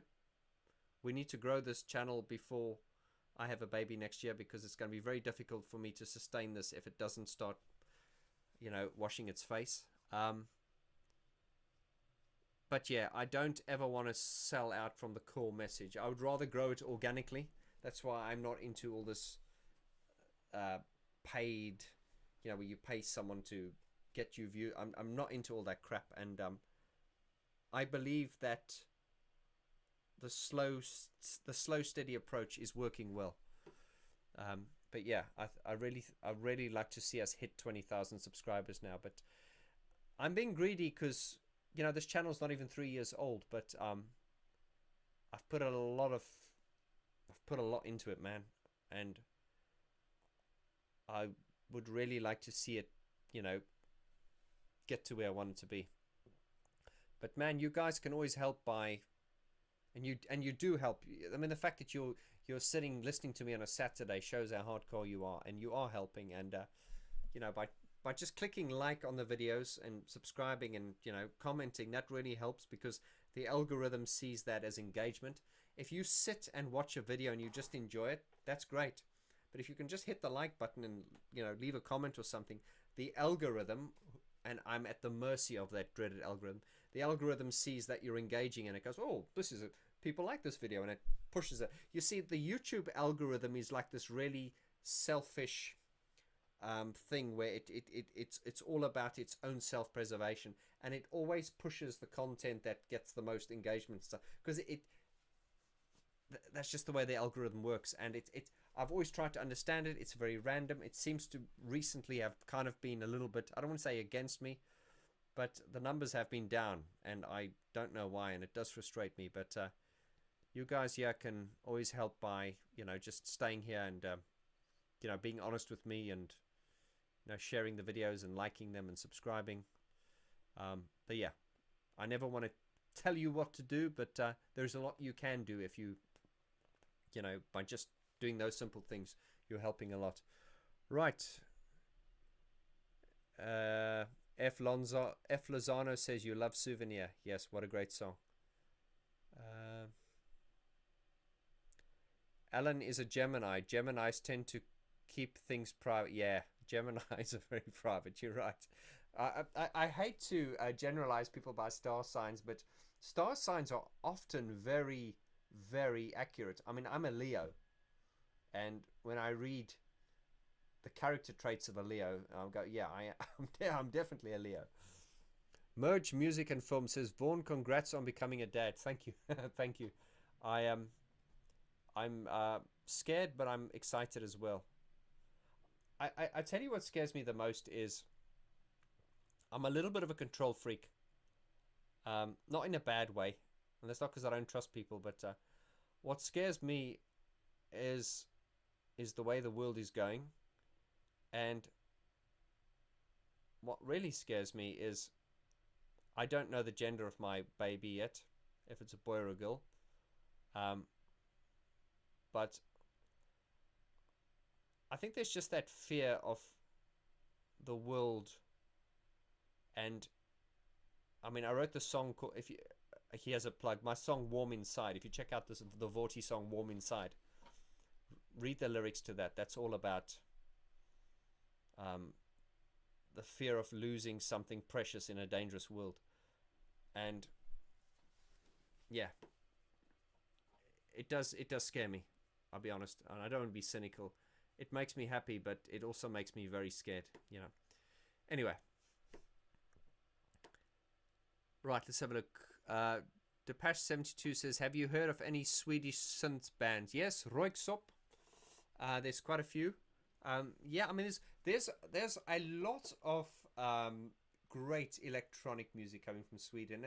And what I find about the Swedes are, if only Swedish people, yeah, agree with me or disagree with me, Swedish people are very similar to us Brits, and that they're quite moody, quite downbeat. I love, and here's a shout out to Depeche Mode Global, Rob Rom, who runs the Depeche Mode Global Facebook group. Very often I'm a special guest on there, or I'll just jump onto their drink and chat sessions. They're worth jumping onto.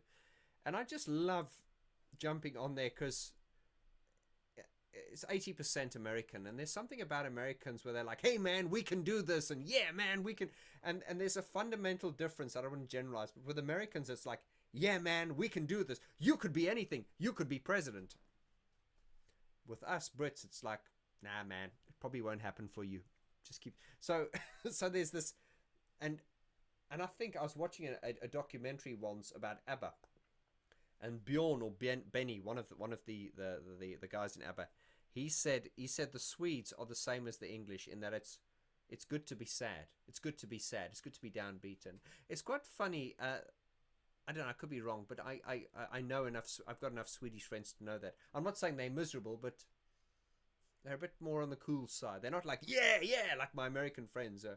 And I love that. I love that enthusiasm, but it does get a bit much sometimes. But I think, and I've also noticed that Iceland and the Scandinavian countries, the cold countries, a lot of them have spawned very dark music, and a lot of them love this very dark music. And I don't know if that's to do with the climate or the weather or what, anything, but yeah, it's just something. And please, since I've started this channel, I've really gotten to meet a lot more people, and so, you know, without generalizing, of course, but I have noticed that the Scandinavians, they love their dark music, don't they? Dark music. Dark music. Mus71 says, Vaughn wants his own secret garden. I'd love my own secret garden. Dalida says, how's Lily? Lily's fine, thank you for asking. Right, I'm falling behind here. Let me just keep going. Morning Coffee Cat says, Paul B says, hi Vaughn. I say, hi Paul B. Morning Coffee Cat says, the Mobile Homes first album, I think, was co-written and produced by ex-Kraftwerk member Carl Bartos. It's really fun. I know Brian Griffin is a huge fan of Carl Bartos, so I should ask him about that one. Merge Music and Film says, Vaughn, the YouTube album is a narcissist. Yeah, I can think of believe me, I have called the YouTube algorithm a lot worse names than that, believe me. The goddamn algorithm, yeah, I've called it a lot worse, and I'm not gonna say that out of respect for you guys. Jacarpo, yeah?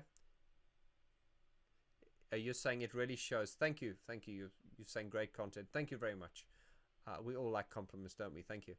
Ronan Pellin says, all hail the mighty algorithm. Yeah. Don't get me started. Son of Hib says, yay, Vaughn's a daddy now. Cool. Congrats. You'll soon. You think it's a. Oh, Son of Hibs, you think it's a girl. I don't know. You know something? They ask me, I'd be happy. All I pray for, I want 10 toes, 10 fingers, and a healthy heart. That's all I want. That's all I want. The rest doesn't matter. Getting quite emotional, yeah? Let me just... Oh, sorry. Am I turning into one of those annoying people? Right. 76 genders, yeah. Yeah, mine will be a boy or a girl, I can tell you that. Right. Civic-minded Jim the Honest. I saw the Mode interview. It was on Professor Rock. P.S. Please don't talk about modern auto-tuned drivel. Have you considered growing a mullet? Well, I actually used to have a mullet, I think, in the early 80s. Yeah, it was very cool in the town I lived. But yeah, see, luckily there's no photos and there's no proof of that. Port Film Co-op. Vaughn Goerge, please don't make the film clip PC. There's a lots of lame PC workshops. Please don't make the film clip PC. There's a lot of lame PC. I know. I'm not woke. I'm certainly not woke, and I'm certainly not PC. You should come for a drink with me one day, and you'll see. We just have to be careful what we say on this platform, because remember, this is my livelihood, yeah? So, but I can promise you, I'm the most un-PC person you've ever met in your life. Well, not, but this is why I love Ricky Gervais. But he can't get shut down, and I can. Merge music and film. Vaughn, it's the dads who are dragon slayers and their children. I had the same fears. That's why I live in the UK and not South Africa. All right, my daughter is happy and well. Record the heartbeat. Yeah, it's quite funny. They when we went for our scan the other day, it was 155 BPM. That was the heartbeat, and I just thought, yeah, yeah, that made sense to me because I'm such a geek. Right, King Sean. Do you know that YouTube likes it when your channel has very active uploads, like 3 times a week or more? I don't know how long it takes to make them, but your piano interpretations of Depeche Mode and Duram Duram get... Oh yes, King Sean, you're right, actually. I have been posting a lot less. You know, it's funny because sometimes I think my usual schedule is posting on a Wednesday and a Sunday. So I'd post on a Wednesday and a Sunday, and then sometimes there'd be a Geek Talk extra coming on a Tuesday. But yeah, I have noticed this week it's been good because I've posted like 5 times. It's just my videos do take very long, and I know the algorithm wants a lot of content, but because of the nature of my content, it's very detailed, so I can't bombard, and because my videos are long as well. But I mean, I have started dropping the odd, I'd like to think when you guys are out and about and you see a Vaughn Goerge video and you go, oh, it's 5 minutes, oh, I'll watch it, it's a piano interpretation. So I will start, I think, doing shorter little ones. That's probably a good thing. Keep the algorithm happy.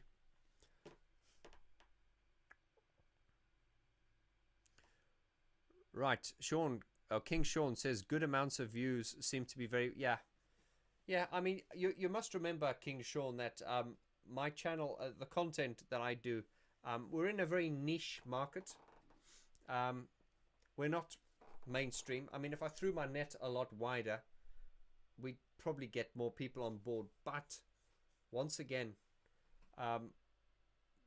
what we lack in numbers, we have in, sort of like support. I mean, I know that, like, if I put out a request for crowdfunding for a project, boom, I get the support.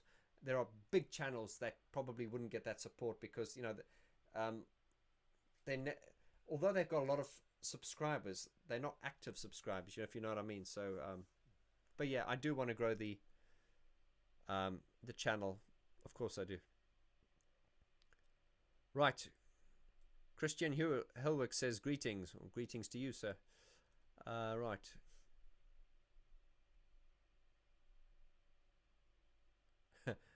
Alexa says Scandinavians like abusing alcohol just like us. Yeah, I think so. I don't know how they do it in Scandinavia there, where some of the Nordic countries, it's just like it's like dark for like 6 months a year. I don't know how you guys do it. So yeah, and I think apparently that is one of the reasons of all the drinking. But yeah, I mean, talking about drinking, and of course my music video coming out is called Bottle, and that is all about problems with alcohol, and it's quite personal. But yeah, you guys will enjoy that. But there are often these things about who drinks the most. Apparently they say the Irish drink the most, but then some people say it's the Scottish that drink the most, and they go no, it's the Norwegians, and they go no, I don't know. I mean, I've known some Brazilians that can drink a lot. I've known South Africans who can drink a lot. I don't know who drinks a lot now. And the Russians are meant to be very hardcore. They can drink a lot. So I don't know who drinks the most, but yeah. Port Film Co-op says, wait a minute, you aren't British, you're a South African. Well, what is a South African really? I mean, I was born in South Africa, so yes, I am. But I'm a British citizen now because I've lived here. My grandfather was from Scotland, and my other grandfather was from Ireland. So, yeah. So, yeah, I don't know what that makes me, but yeah, I am a South African, I guess. Yeah.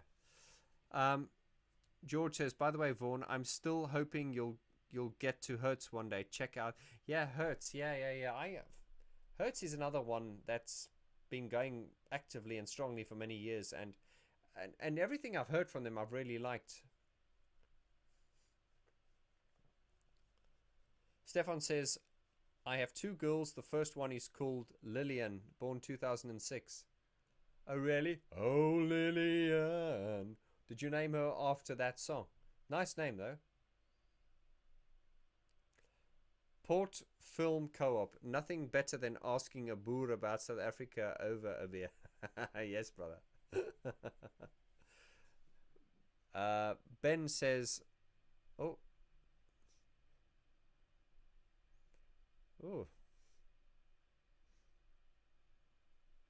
Sorry, Ben, I'll come back to you now.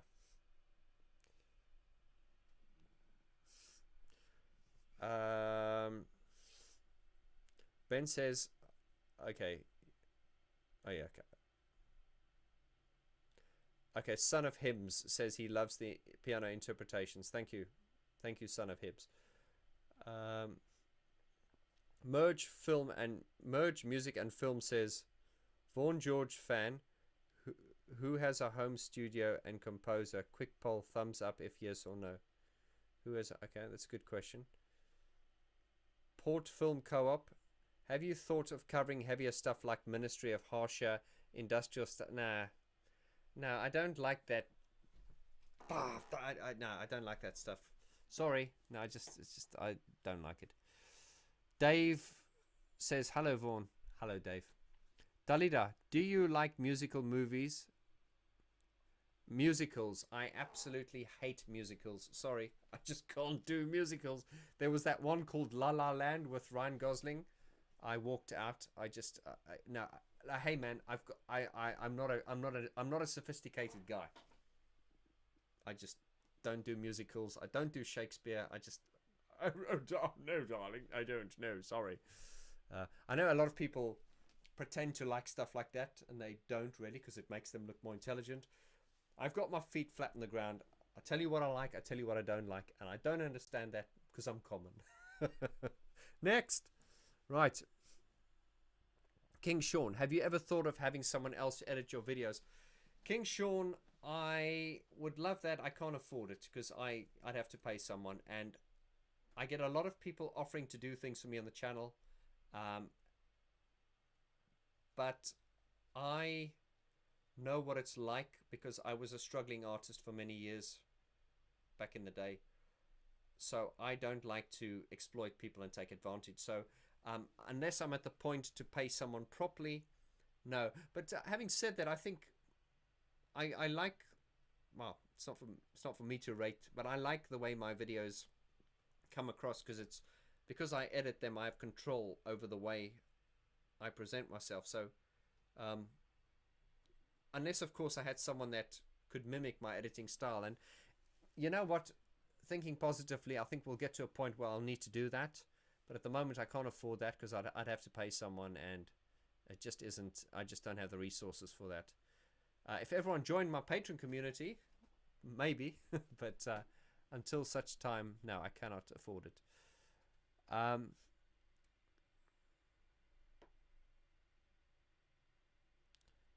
There's that one, KMFDM, famously for telling American journalists what it stood for. I've never heard of that band. Right. Have you heard something about Kite, a band from Sweden? Kite, that seems to ring a bell. Send me a link to info@vorti.com and I'll check it out. Port Film Co-op says it's the Irish. You reckon the Irish drink the most? I don't know about that. Alexis McCord says you look forward to the song. Alexis, I don't know where you're based, but if you're based in London, if you want to come down for the shooting of the music video, you're welcome. You could be an extra in it and join the party afterwards. There'll be a big party afterwards. And yeah, I recommend that everyone that comes to this music video, you'll be an extra in the music video. There'll be a big party afterwards, but you will need to take the next day off because you will not be able to function. Right. Anders Larsen, hello brother. Cheers from the studio. The oscillators are warm and the beer is cool. Beer goes nicely with oscillators, brother. They absolutely do. Good to see you, man. Thanks for being here. Depeche 72, not to be picky, but Royksop is from Norway. Oh, sorry. Oops. Anyway, I think Sweden and Germany probably have the best synth bands. Oh, yes. We should do a poll on that. Which country provides the best? Which country is responsible for the best electronic music ever? Now that'll be good. I predict a riot. I predict a riot. Can you imagine the riot if we did that? And I think, I don't want to say we Brits, but certainly me. We often sometimes, and it's very rude, we interchangeably kind of get like Sweden. We'll go like Sweden, and they'll be like, I'm not Swedish. I'm Danish. You go, yeah, but Sweden. No, oh yeah, same thing. It's not the same thing. I remember in the 80s as well, you had, before communism broke down, you had USSR, Union of Soviet Socialist Republic, Russia. And the funny thing was, in school and stuff, when we had the map of the world, we had North America, South America, China, Africa, and then Russia, it was just Russia. It just said Russia. And Russia was basically everyone. That was Poland, Latvia, Estonia, Belarus, everything was. And when I came to the UK in 1999, eventually, where I grew up in South Africa, it was very conservative. So when I came to London, it was just this big international city with people from all over the world. And whenever I met Eastern European people, I used to have a laugh and they used to get pissed off. I'd say, where are you from? And they'd be like, I'm from Belarus. I go, oh, that's Russia. And they get pissed off. I was taking the mick, and I still do that now. If someone says to me, I say, where are you from? And they go, I'm from Poland. I go, oh, is that Russia? And they get very pissed off. But the joke in that is just that when we grew up during the Cold War, our maps of the world, in school, it was just like every country had a name, but everything was just Russia. We didn't sort of differentiate between the different countries in Russia. And yeah. But yeah, I get what you're saying. I think in our minds we go Scandinavia and then we go Norway, Sweden, Denmark. Ooh. We get it mixed up. But then again, I suppose it's the same. I think you guys you go Brit, you go Scottish, English, Irish. You get everyone mixed up. Right. Dalida, what is the Benny Hill sketch that you loved? Ah, definitely the Baldy Man.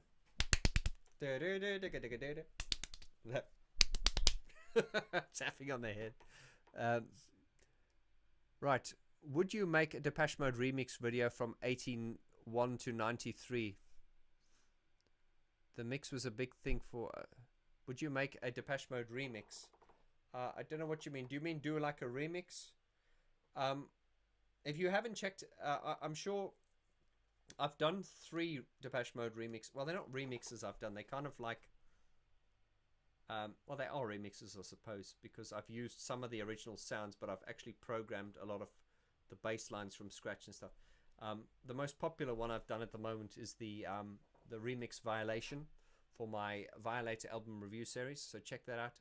I also did one called a remix for the masses, and I did that for my Music for the Masses album review series. I always like to do that when I start a new album review series. I like to get hold of the samples and then just build up a track from scratch, so it just makes it interesting, and I think it shows respect to the, rather than just playing one of their songs in the background, it shows creativity and respect to actually, do something from scratch. So I'm very proud of those remixes that I've done, and it's funny, a lot of people have asked me, could I please sell it? And I went, I cannot sell it because it contains original samples, and I would get in a lot of trouble for doing that. But therefore, those tracks are uploaded for you free to enjoy on YouTube, and they're in high definition, full resolution. So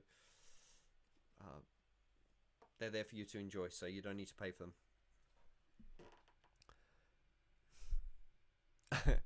Jonko says the Japanese too. Drinking is part of the culture. Yeah, there's always this thing, which nation drinks the most, and I think it's impossible to tell. I think everyone enjoys their alcohol. Right. Oh, the comments are coming in quickly. My God.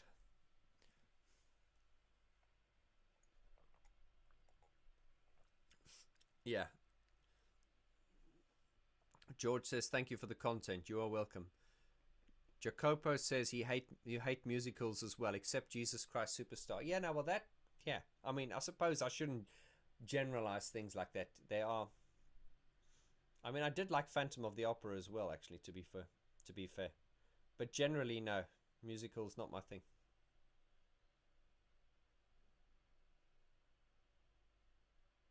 Dave says when Depeche Mode releases the singles 01 to 21, when they're doing that.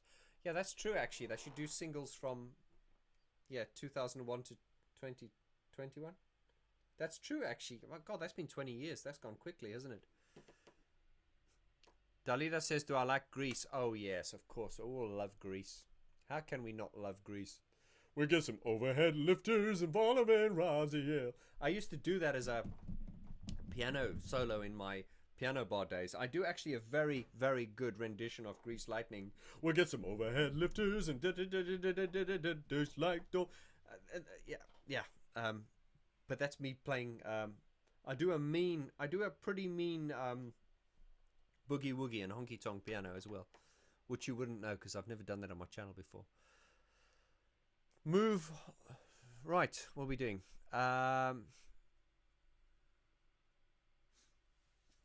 Port Film Co-op said, I once asked an Irishman if he had a drinking problem. He said, yeah, I've only got one mouth. Right, Imran. Hello. Says, can you dive deep on a Simple Minds Day with John Leckie interview about reel to reel? That would be good. Okay. It's funny, no one's ever asked that before, but there's a unique request.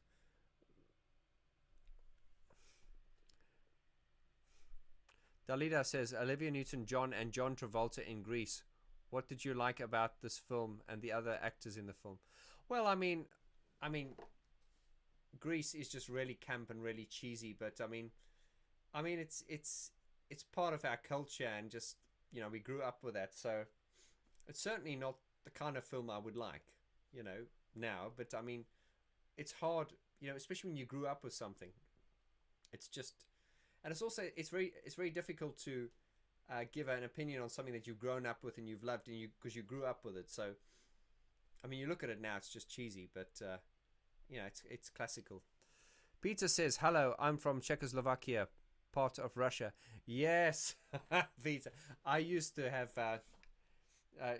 from Czechoslovakia. I remember when I used to run a burger it was like a restaurant in London here. It was kind of like a TGI Fridays, like an American diner kind of thing. And we had these two girls from Slovakia, Jana and Maria, and I always used to take the piss out of them. Jana used to talk like this. "Hello, good afternoon. Welcome to the restaurant. Table for 1 or 2. Okay, smoking or non-smoking?" And I always used to go, "Oi, Ruski, come here." I used to call her Russian, and she used to get so pissed off with me. She said, "Hey, fuck you. I'm not Russian. I'm from Slovakia." I used to love it. I love taking the piss.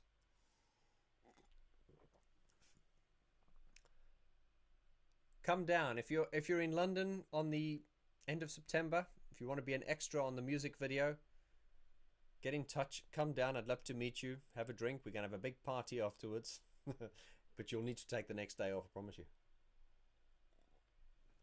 Right. Civic-minded Jim the Honest. I love that. Civic-minded Jim the Honest. Great name. If I come down for your video, will I get a free sandwich? I like egg mayonnaise. Oh, yeah. No. Okay. Here's the deal. This is water, by the way. It's not vodka. In case you're wondering why I'm laughing so much every time I drink it. What the plan is, I'm not going to give too many spoilers away, but the music video is, it's called Bottle, and it's going to be shot in a pub. It's about a guy walking into a pub and behaving like a dick. And I'm going to be that guy behaving like a dick. And so, because we're hiring out the venue for a day, I'm going to need people to be in the pub to look like customers. So you'll be extras, and some people will get parts to play. The music video is 4 minutes long, so you know it'll just race by. But once you're in there, first of all, it'll be great to meet you. It'll be a lot of fun. And then afterwards, we're going to have a big party. So I will obviously supply some beers for you. And I also want to throw on a little bit of a buffet so that you don't die of hunger. So yeah, you'll get a few beers from me. And then I'm sure you'll buy a few beers yourself, because I'm not going to pay for all your beers. Come on. But it'll be a lot of fun, and we are going to do this. So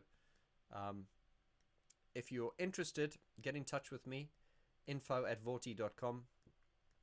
We're looking at the 20th of September, which is a Monday. And the reason we're doing it on a Monday is because it's just easier for logistics. We're going to hire out a venue, and it's going to be here in Southeast London. So I would love for as many of you as possible to make it, even if you've got to fly from Slovakia. Right. So I'm falling behind you badly.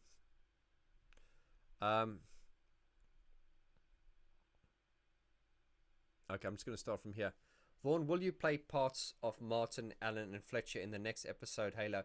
Yes, I will. The last episode I did was I had Personal Jesus, and remember when Personal Jesus is played live, let's talk classical Depeche Mode. Alan would be playing the drum pads, Martin would be on guitar, and it was just Fletch playing the keyboard. And I think if you watched that part 8, you'd see Fletch is not doing much. He's just doing the Lord Jesus Christ himself, the samples, and he's doing the and the toot and the reach out, touch faith. That, yeah, he's just doing those iconic sounds, I suppose. They're important. I don't want to downplay what he's doing, although he's not doing much. But if we get to the part where it goes reach out, touch faith, if it doesn't go, you're going to notice it. So Fletch needs to nevertheless pay attention. So the next song is going to be Halo, And I'm just trying to think of the top of my head. Martin plays the da da da da da da da. Yeah, so yeah, I do have separate. Yeah, I've got everyone's keyboard part. So yes, I'll be able to demonstrate that, and then I'll play it on the piano at the end. And Halo plays so well on the piano, beautifully. And I'm going to also show you how Halo has a very similar kind of melodic structure to Stripped. Very haunting. Make sure you watch it. Right. Merge film and music. Why don't we make a Depeche Mode tribute album like the singles, but done by our community? Each one. That's a good idea. Someone has said that before. Like we do like a VG Depeche Mode tribute, and everyone in the community, you know, producers obviously contribute a song, and we do like a playlist. I mean, that's a good idea, actually. That's a very good idea.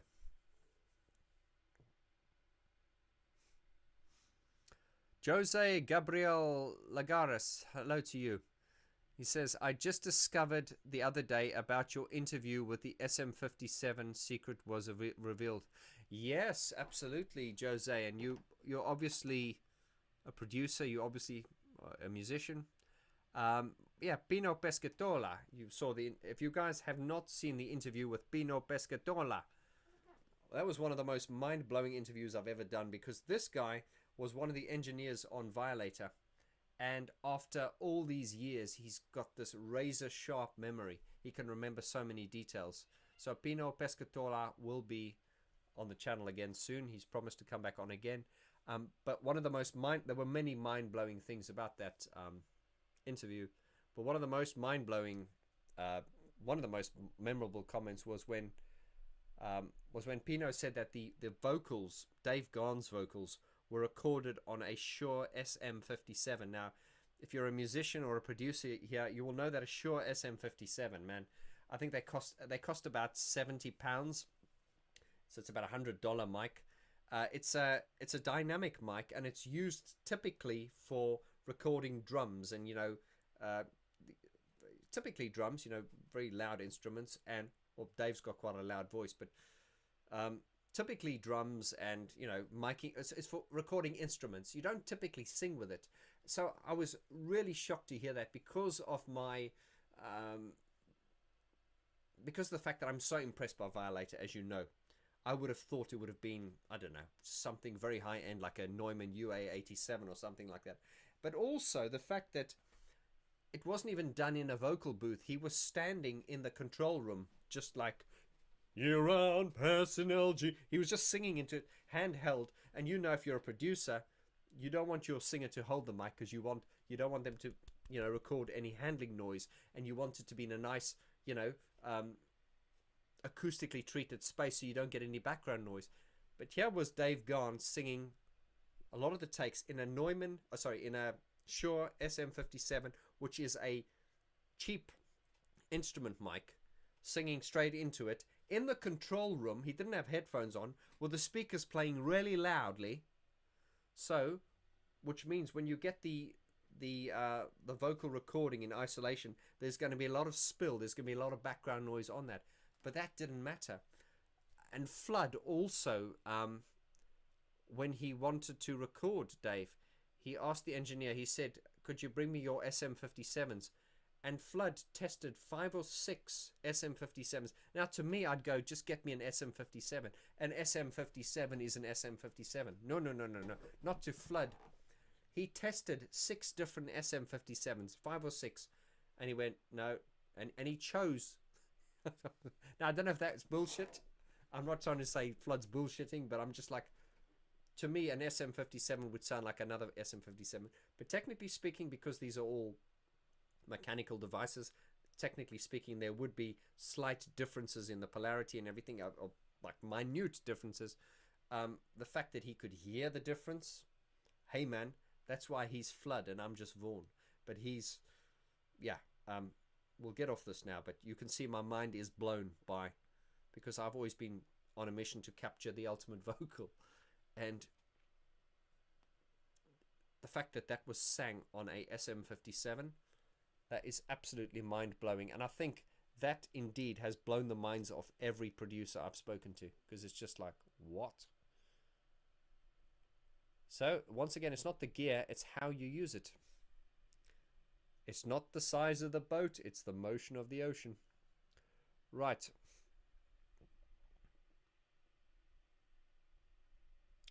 Where are we now?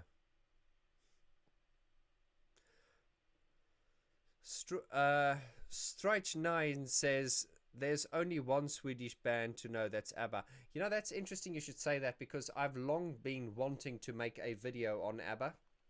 How can you not like ABBA? And I'm amazed to see there's a lot of interest from the community, because I don't want to make videos that I put out and people just go, well, I did a video once on Elton John, and you know, I used to play Elton John songs in piano bars, and I can do a pretty mean Elton John cover, you know, singing and everything. But for some reason, that video just didn't break through. People were like, why are you talking about Elton John, Vaughn? I was like, okay, back to Depeche Mode. But yeah, I'd like to talk about ABBA as well. I've got huge respect for ABBA. What do you think of the band? What do you think of the band And One? The band is called And One. Never heard of it. Sorry. Imran says Sweden has a couple of Swedchester bands, Studio and the Tough Alliance. Yeah, I need to educate myself on some of these Scandinavian bands. I know some of them are amazing. I get sent links like every other day, and I'm just like, wow, you know.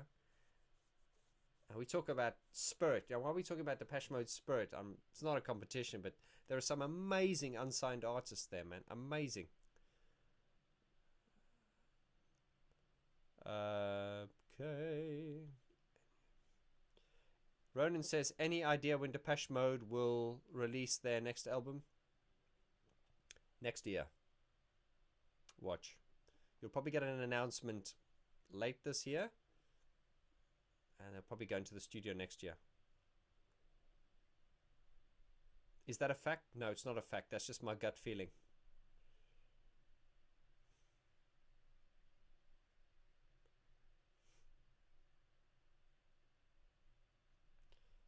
Joachim says, 3 months of summer. What else can we do more than drink? Stop it. Dave says, Ronan, 31st of December.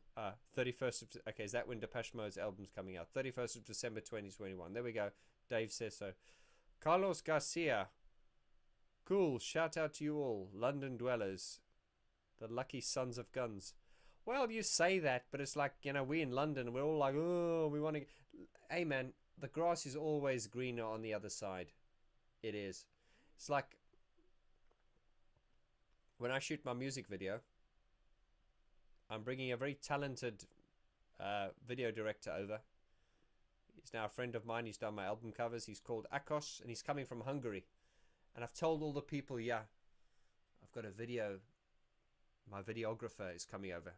Video editor. He's coming from Hungary, and people are all like, oh, wow, that's great.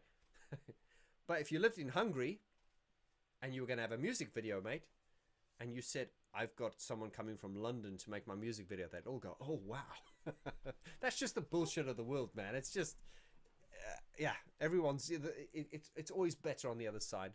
But yeah, I do love London. I've lived here most of my life, but it does get on my tits sometimes, yeah, and I do want to get away sometimes. And I haven't been able to get away for a long time. Right.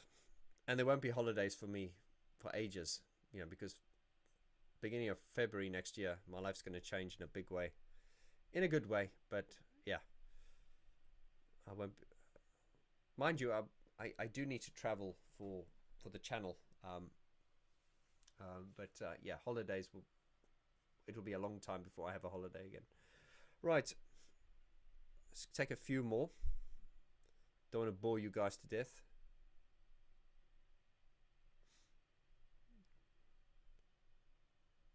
Okay, let's have a look here.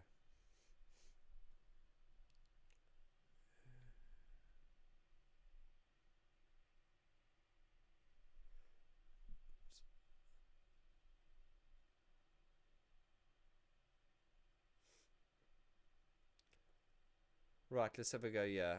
Secret Symphony says I have an SM58 for vocals.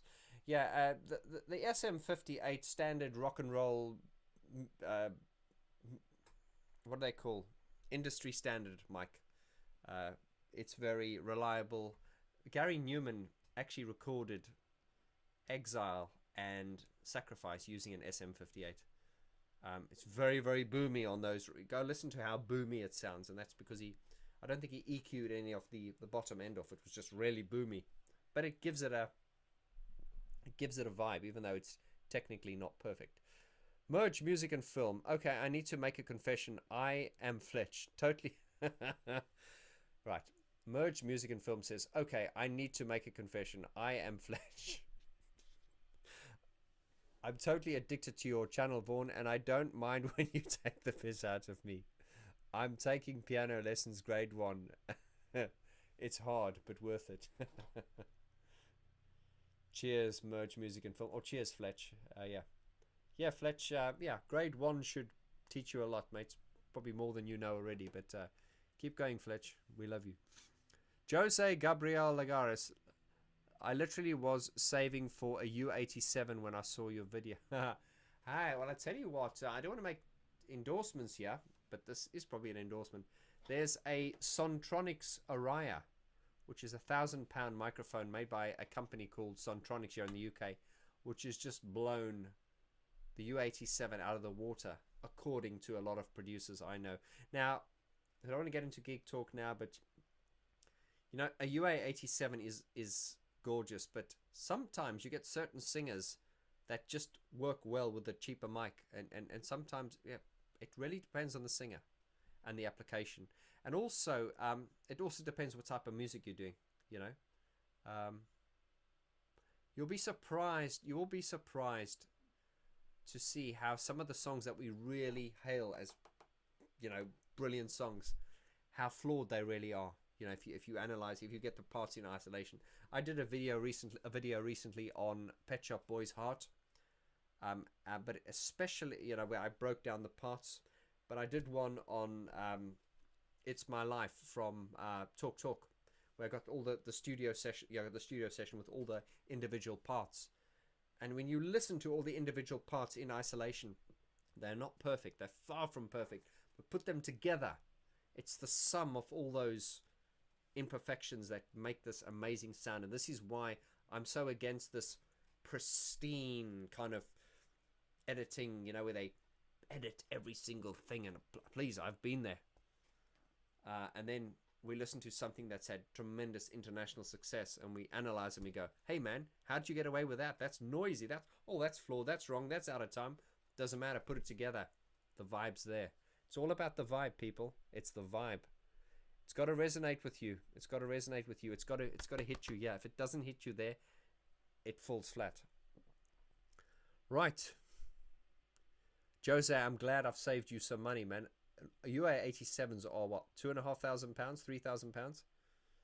But yeah, if you want some more advice on microphones, give me a shout at vaughngoerge.com. Jose Gabriel, I had the ear to know that the SM57 is the right fit for Dave. Okay. I would have never guessed. As I say, it blew my mind when I realized he was using that. Right. Carlos Garcia, if you ever made it mainstream, I pray that the universe you do, don't you forget about me. I'll bless you, Carlos. I won't forget you, man. When you say make it mainstream, man, I'm never going to make it mainstream. You know something? All I want from this, seriously, I want this channel to put me in a situation where I can just carry on doing this. That's all I want. We're a long way from there, unfortunately, but that's all I want, is to be able to just do this. That's it. That's all I want. That's enough for me, you know. Forget fame and all that, and that's all I would be happy to do. Right. Oh, bless you, Merge. Thank you very much for that.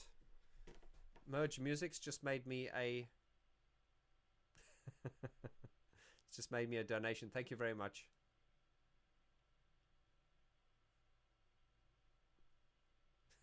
Thank you very much. I really, really appreciate that. Thank you very much.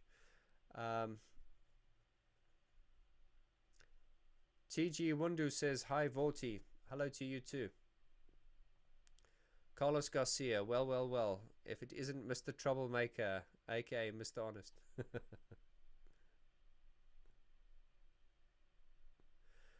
Okay, right. So, oh my God, I believe we've gotten through all the questions now. That means I can go. Okay, so I just want to sort of, I'll just quickly finish up here. I don't know how long we've been going for. Probably quite long. But hey, man, I always enjoy this, and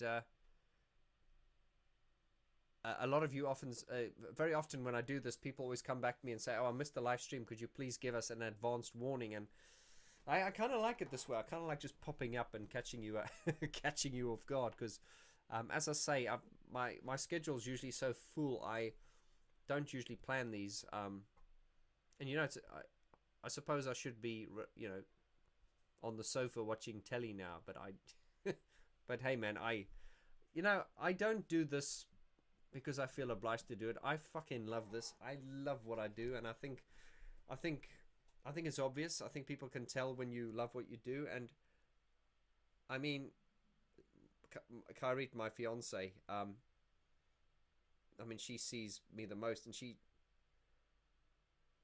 you know, when you look at someone who's so consumed with what they're doing, and then you look at them and you go, how the hell are they doing that? It's just, it just looks so painful. You know what I mean? And it's like, whether I'm editing something or recording something or doing this, it takes so much work. So,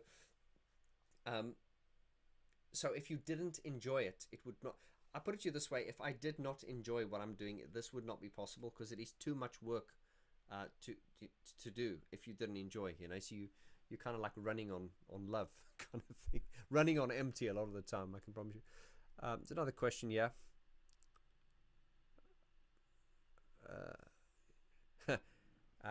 Here's an original question. Any chance of interviewing Flood? I love you, man. Here's an interesting thing. I've always got something up my sleeve. I recently interviewed a guy called Kevin Pull. Kevin Pull did all the 5.1 Dolby Surround remixes, or remixing, for the remasters releases.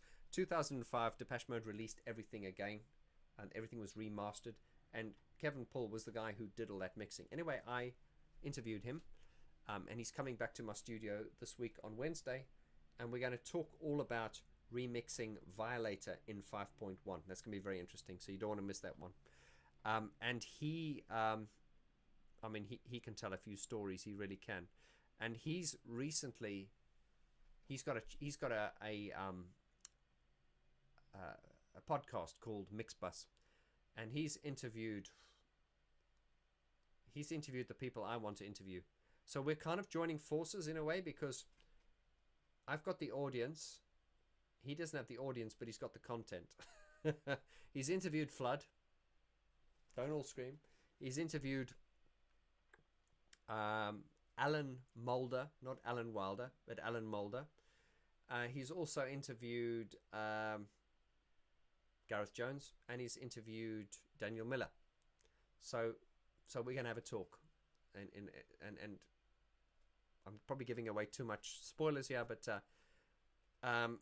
there are a lot of exciting things to come. I can promise you, we haven't even scratched the surface yet. The best is still to come. So don't unsubscribe. If you do unsubscribe, you've got bad taste.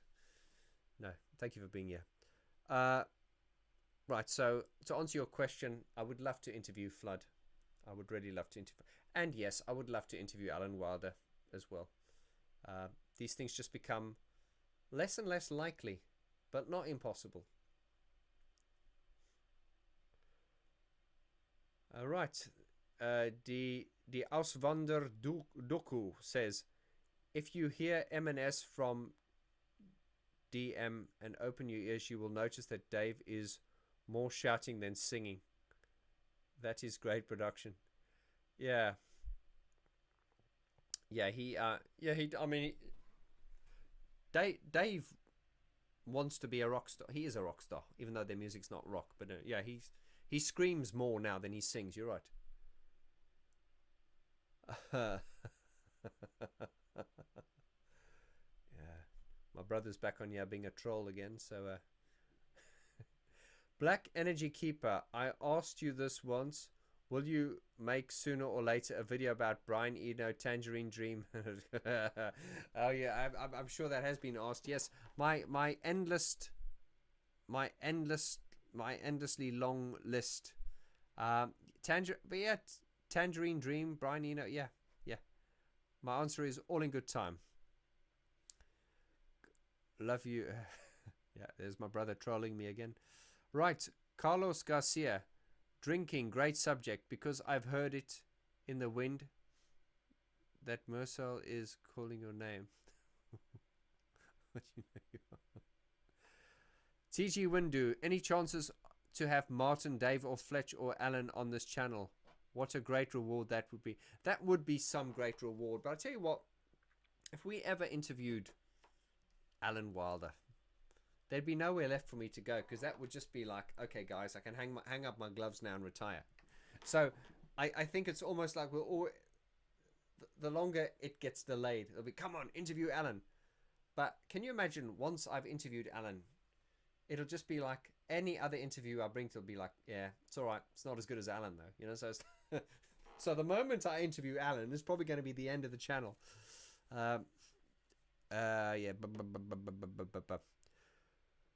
Any chances? Okay.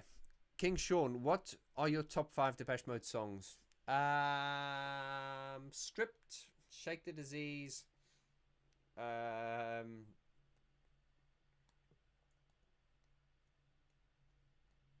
Not Personal Jesus, Stripped, Shake the Disease. Oh, I don't know. I like Here Is the House as well. It's difficult to say 5, but yeah, Stripped and Shake the Disease are up there, definitely. How much does the Dave Gahan dancing annoy you? Yeah, his dancing has changed over the years. He does that chicken thing, does he? It doesn't annoy me, but yeah, it's a bit sort of... Yeah, it's quite animated. He's taken on a lot of Elvis and Mick Jagger these days, hasn't he? But hey, man, we're lucky to still have them, aren't we? So, what's with Dave's voice on Sun in the Rainfall? For a long time, I wasn't sure. Was it him back in the early days of exploring singing styles? I do believe that on some of the vocal recordings on A Broken Frame, Dave actually had a cold. Believe it or not, yeah, he had a cold. But yeah, I'm not sure I understand what you're asking there. But yeah, I mean, he was still young. He was still trying to find his voice. He really sort of came into his own sort of... We really sort of got his voice was sort of, I would say, from Some Great Reward. It's when he really got his voice, and that really developed and peaked when we got to Songs of Faith and Devotion. It really peaked. I mean, like, when he say, like, Condemnation. And Condemnation is not one of my favorite songs, but I have to admit it's one of Dave Gahan's best vocals ever. And certainly the DVD release for Devotional. Now, I don't know what exactly how the Devotional DVD was put together. I believe, I'm not sure, we'll talk about this when I get to that. I believe that it wasn't all one performance. All the footage you see in the Devotional DVD, some of it was taken from different performances and put together. Apparently, I don't know how true that is. I didn't know if it was 3 or 4 different performances, but apparently it was patched up from all the different performances. But whatever they did, some of those vocal performances in that live DVD were just phenomenal. I mean, Dave was off his face. Martin was drunk. It was a band at the peak of their youth, the peak of their creativity, but also at the lowest point emotionally, psychologically. And there's something strange. It's like when you combine that, you know, Alan Wilder said that sometimes at your lowest, in your darkest moments, through adversity, you produce your best work.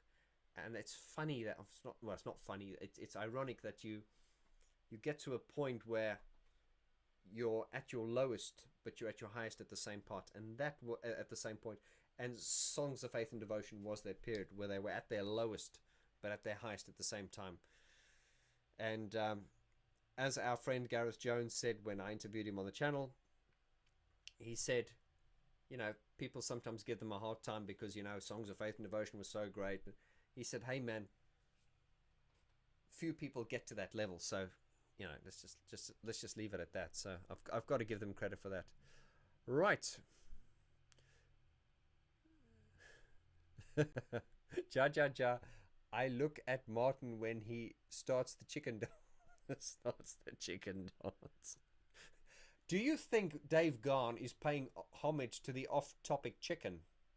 I think that's the reason. That's the reason. Yeah, that is the reason. When Dave Gahan does, he's paying homage to this community. We'll start believing that, won't we? If You Want by Alan Wilder is one of Depeche Mode's best songs. He could have given Gore a run for his money. Yeah, If You Want is a very, very good a very, very good song, and I think definitely one of my favorite Wilder ones. Alan Wilder, by his own admission, is not a songwriter. He's he's an orchestrator and creator of soundscapes, and Alan Wilder's strength is taking a song that's already written and improving upon it. Yeah, that is why. Yeah. The Gore and Wilder, that combination, it's ingenious, absolutely. Right. If Fletch dies, oh God. If Fletch dies, would you rather that Depeche Mode dissolves or continue as a duo before they find an... oh, shame. That's a good question, actually. If Fletch died, God forbid, would you think Depeche Mode should dissolve or get another musician? No, I think, no, seriously. I think, yeah, it's an awkward question. I think they should stop then because, hey, man, I know I take the mick out of Fletch, but, you know, it's... When I take the mick out of Fletch, it's kind of like me taking the mick out of one of my friends. You know, it's meant in a fun... You know, I've got friends who I take the piss out of badly, and they take the piss out of me. So the piss taking out of Fletch is done in that way. It's done in a kind way. It's not done in a nasty way. But, yeah, God forbid, if anything happened to him, yeah, it wouldn't be the same. Long live Fletch. Right, Dalida, would you like to do a duet with Depeche Mode and other artists that you would like? Would I want to do a duet with Depeche Mode? I don't know about a duet, but maybe a collaboration. Yeah, definitely. Merge music and film. Dave Gahan sung Condemnation live in Josie. Totally strung out on high. Josie, you mean Joburg? Is that what you mean? Yeah. I mean, I saw Depeche Mode in 1994 in Johannesburg, South Africa, in the Standard Bank Arena. It was in January. And I believe that recording is online on YouTube somewhere. And I should find it and post it because I remember that being the recording I was at, because I remember the very first song was Rush. And just as it got to the break, you know the part where it goes, I come up to meet you up there somewhere. Just as it got to that part, he ran. And he slid, but he fell on his ass. I remember that. So, and he tried to make it look like it was meant, but I saw you, Dave. You fell on your ass. King Sean. Oh, yeah, okay. You're saying your favorites are from 5 to 1: Shake the Disease, Strip, Black Celebration, The Sun and the Rain, Fall, Fly in the Windscreen. Okay, that's interesting. You see, I can't disagree with anything there. I mean, if you'd put a song from Spirit in there, I'd go, hey man, you've got bad taste. But no, can't disagree with that. That's a... Chiji Windu says, it's pretty hard for me to give a top 5 Depeche Mode songs. For me, it depends on the mood I agree with that. Yeah. Um,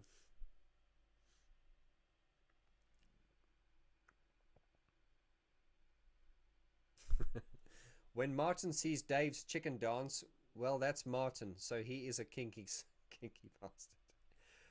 I read some of these comments and I laugh, but I think it's my fault because I'm the one who started all these sayings, calling Martin a kinky bastard, Alan Wilder fanboy alert, and I'm responsible for so much craziness, and it's all coming back to me now.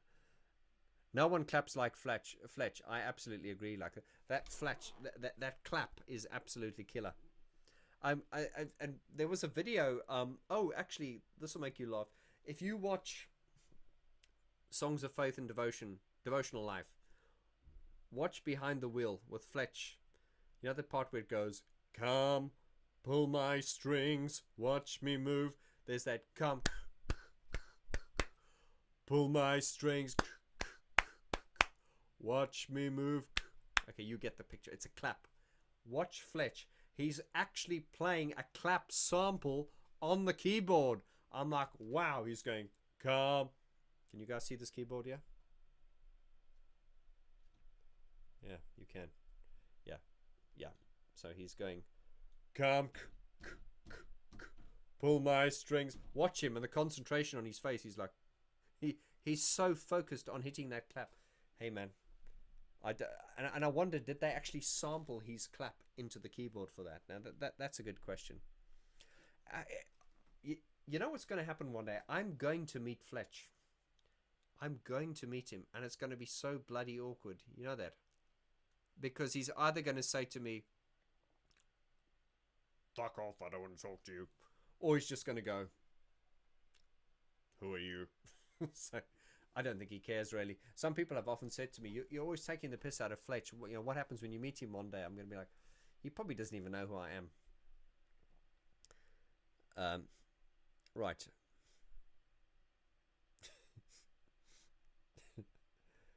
I'll take a few more.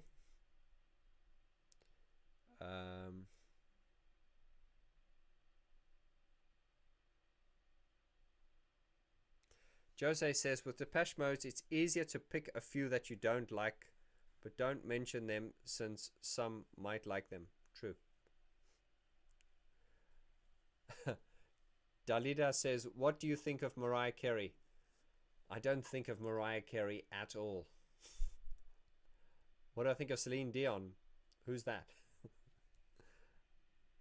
Stefan, I remember some funny videos on your channel, for example, the Fletch Files. Awesome. You have a comedian talent too. Well, I mean, you know, my humor is an acquired taste, and certainly not everyone's cup of tea. But yeah, I did start that series. If you're new to this, check out on my videos. There's a series I started called the Fletch Files, and I was impersonating Fletch and Neil Tennant and Andy Bell from Erasure, and yeah, I kind of stopped doing those videos because I don't know, they seemed a bit silly. But some people still ask for them, and I mean, I suppose if I focused on it and just really did them, it'd probably get a bit more traction. But hey, man, with everything else that I've got going on, it just didn't have the time, so I have to, you know, spend my time more productively. Technomatic. Technomatic, hello brother. He says, please don't mention Mariah Carey or Celine Dion. I'm eating. I think Dalida, you mentioned Mariah Carey, and I know you're a Andy McCluskey fan. I think there was an interview once with Andy McCluskey. I like Andy McCluskey. I know he winds some people up because they think he's an arrogant bastard, but he's not arrogant.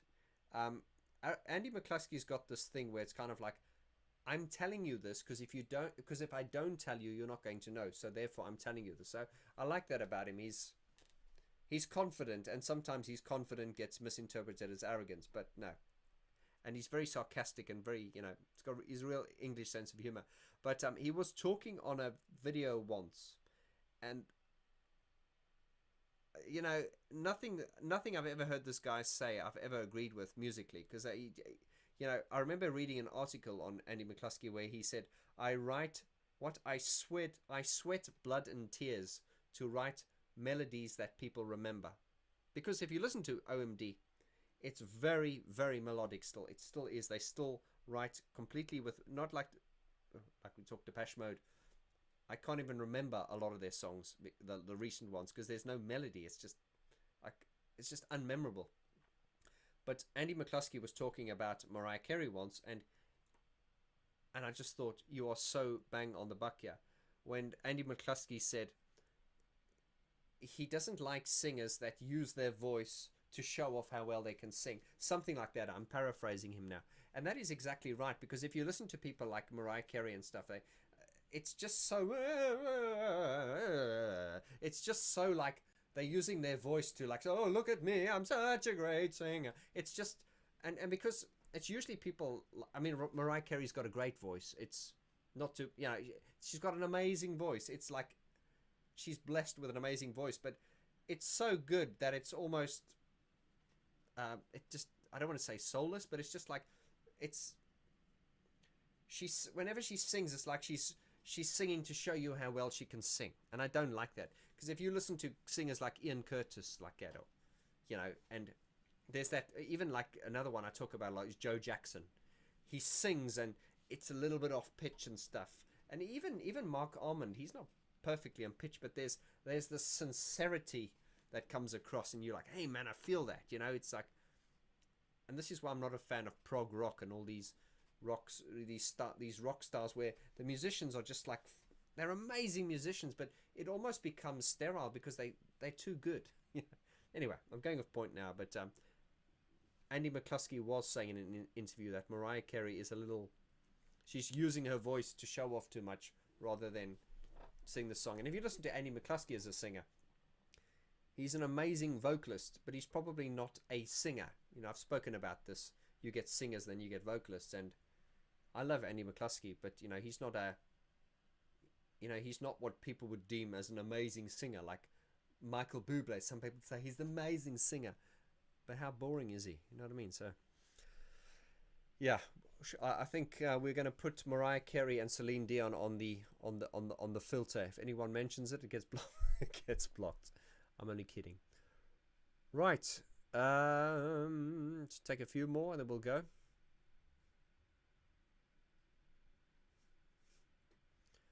Arlene says, when a vocalist makes it obvious it's artificial, it sounds processed. Yeah, well, that's true. I mean, we've all got ways of... You know, it's quite funny, and and this is just bringing it back to music production. I've always found that when you're editing and you're mixing and stuff, a vocal is, you know, if you're going to...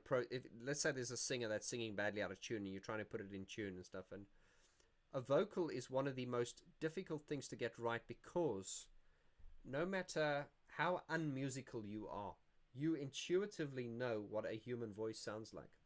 And there's also, and there is something deeper at play here. It's like when we listen to music and sometimes it just resonates with you. And even though you cannot put your finger on why it happens, and that is because there is a deeper part of us that understands things, even if we don't intellectually understand it. Or, you know, you could listen to something and go, I love this, but you don't know why. And sincerity comes through. There are a lot of singers where Lou Reed is a classic example of, think of the Lou Reed Perfect Day. I always use that, must do a video on that. I mean, just listen to how such a perfect day, how flawed that performance is. I say flawed, it's not, it's perfect, but it's not. I struggle to explain this sometimes, but it is the perfect performance to get that song across. But if you were to, you know, analyze it technically and critically, you could find a lot wrong with it. But it's the sincerity and the heart in it that comes through, and you can't.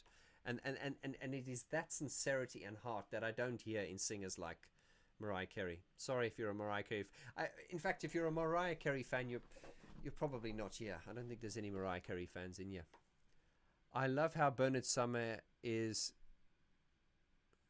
Oh yeah, you're talking about Bernard Sumner. I mean, Bernard Sumner, there's another guy that, you know, can barely hold a tune, but hey man, he's got character, you know what I mean? Um,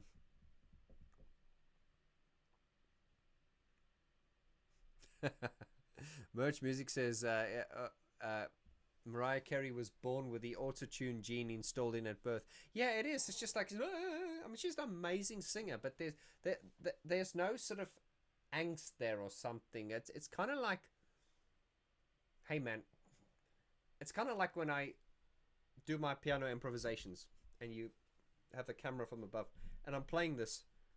I think because I'm not classically trained and I'm not a concert pianist, you know, I play well, but I'm not a classical pianist. I'm not classically trained. So when I'm playing, there's always that danger that I am going to make a mistake, because it's always on the edge. It always feels like, oh, he's going to make a mistake, and that's what gives it that tension. It's not like, you know, someone sits down and, you know what I mean. It's because, and that's where the magic is. I always find with it's like watching someone in the circus and he's swing, and then they're swinging and then they, oh, you know, it's that tension. Oh, he's gonna, oh my God, he's gonna drop it. Oh, you know, that's what that's where it is. Things must be on the edge. Tom York from Radiohead, he's there as well. He's always on the edge. There's this imperfection which makes it perfect to my ears. Anyway, I'm going off on a tangent here now, so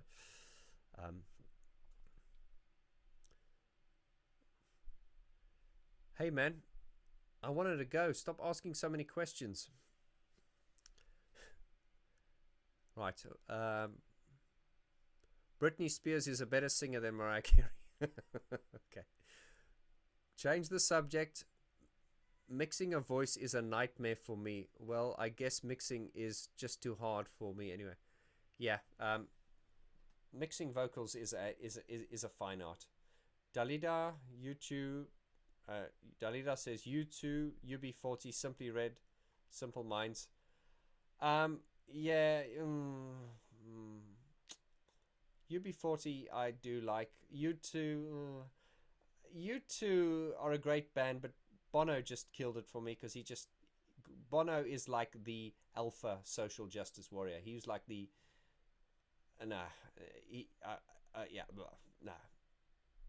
U2, I'm just Bono killed U2 for me. Simply Red, yeah, I mean, what can I say? Great artist, very middle. It's too middle of the road for me, but hey man, great artist. Simple Minds, yeah,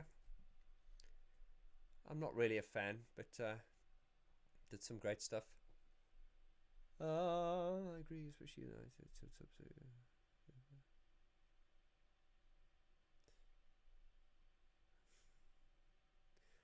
question here. Robert Smith, great singer, great musician, great composer. Well, Robert Smith, legend. Yeah, I mean, we say great singer. I mean, you know, what is a great singer? You know, she's probably not a great singer as far as, you know, singers are concerned, but certainly as a vocalist for The Cure, amazing. Oyvind, hello brother. He says, when you process and tweak vocals too much or hide them in the mix, you lose both the flaws and the character of the singer. That's very true. I'm going to read that again, Oyvind. You might want to make that as a quotation with your name under that. When you process and tweak vocals too much or hide them in the mix, you lose the flaws and the character of the singer. That's very, very true. And this is something I do when I coach people, is I try to point out to people that their perceived flaws are actually their strengths, you know, because, hey man, we come back onto Gary Numan again. Listen, when he sings, he goes, he always ends a line with, like a, he always does that kind of thing. And classical singing teachers would slap him across the mouth. Like, you don't do that. You're supposed to support. And I think that's called a blowout, when you, and you like blow out. And Gary Numan just blows out every line. But I mean, that's his style. And he's probably made a lot more, he's probably been a lot more successful than most musical theatre types, you know what I mean? So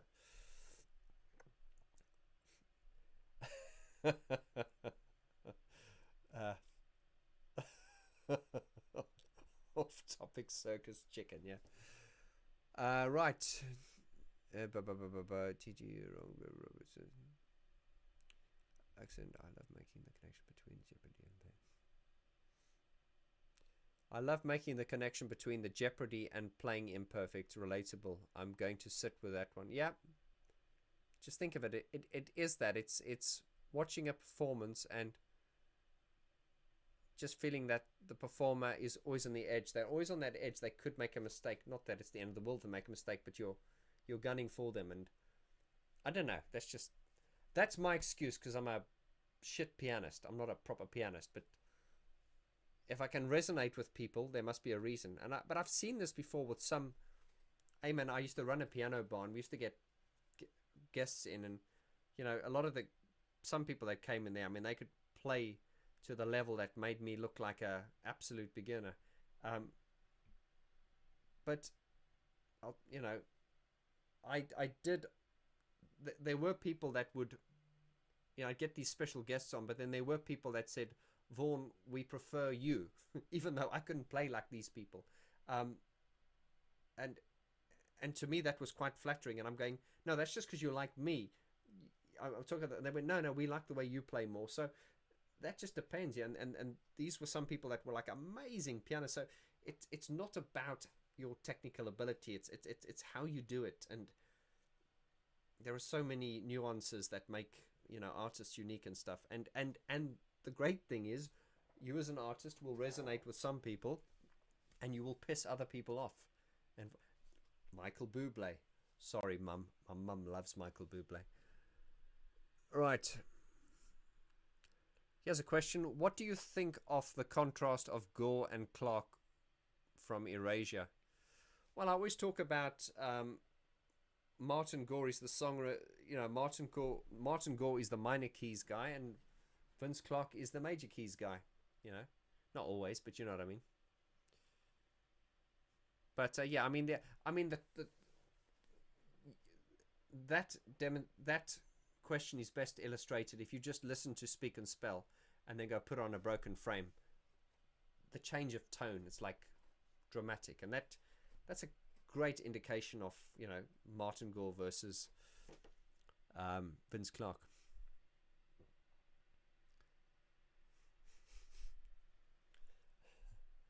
Right.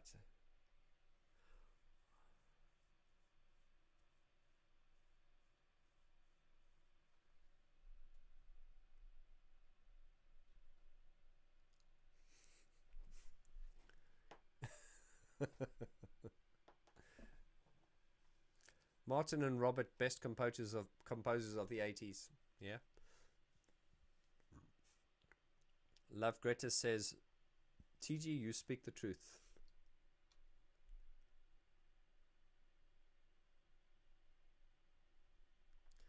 Oxen said, I know Alan was terrified of messing up. If any of Depeche Mode dropped their part, it's noticeable.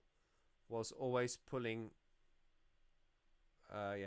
I mean, you must remember, and I don't want you guys to misunderstand what I'm saying here now, but I think that playing keyboards in a band like Depeche Mode, it would be quite, I don't want to say boring, but it's like if you're doing like behind the wheel, it's got to be ding ding ding ding ding ding ding ding ding ding ding ding ding ding. It has to be exactly that note, and you can't variate it, or because it's electronic. Anyway, I'm going down a rabbit hole here, but it needs to be played exactly as the part dictates. When you're playing in like a rock band and that kind of thing, you have this kind of freedom. Like if you're playing a part that goes, you can go, you can bend into it, but when you're playing ding ding ding ding ding ding, it has to be exactly that. So I'm just thinking, when you go on a tour and you do like 100 nights and you just do this exactly same thing over, it must be quite taxing on the brain. It's also, there's not much room for maneuver when you're playing to a metronomically sequenced backing track, and you're human, you're the weakest link, and you've got to play that in exact time. It just doesn't give much ebb and flow, and this is why you see Martin Gore a lot these days.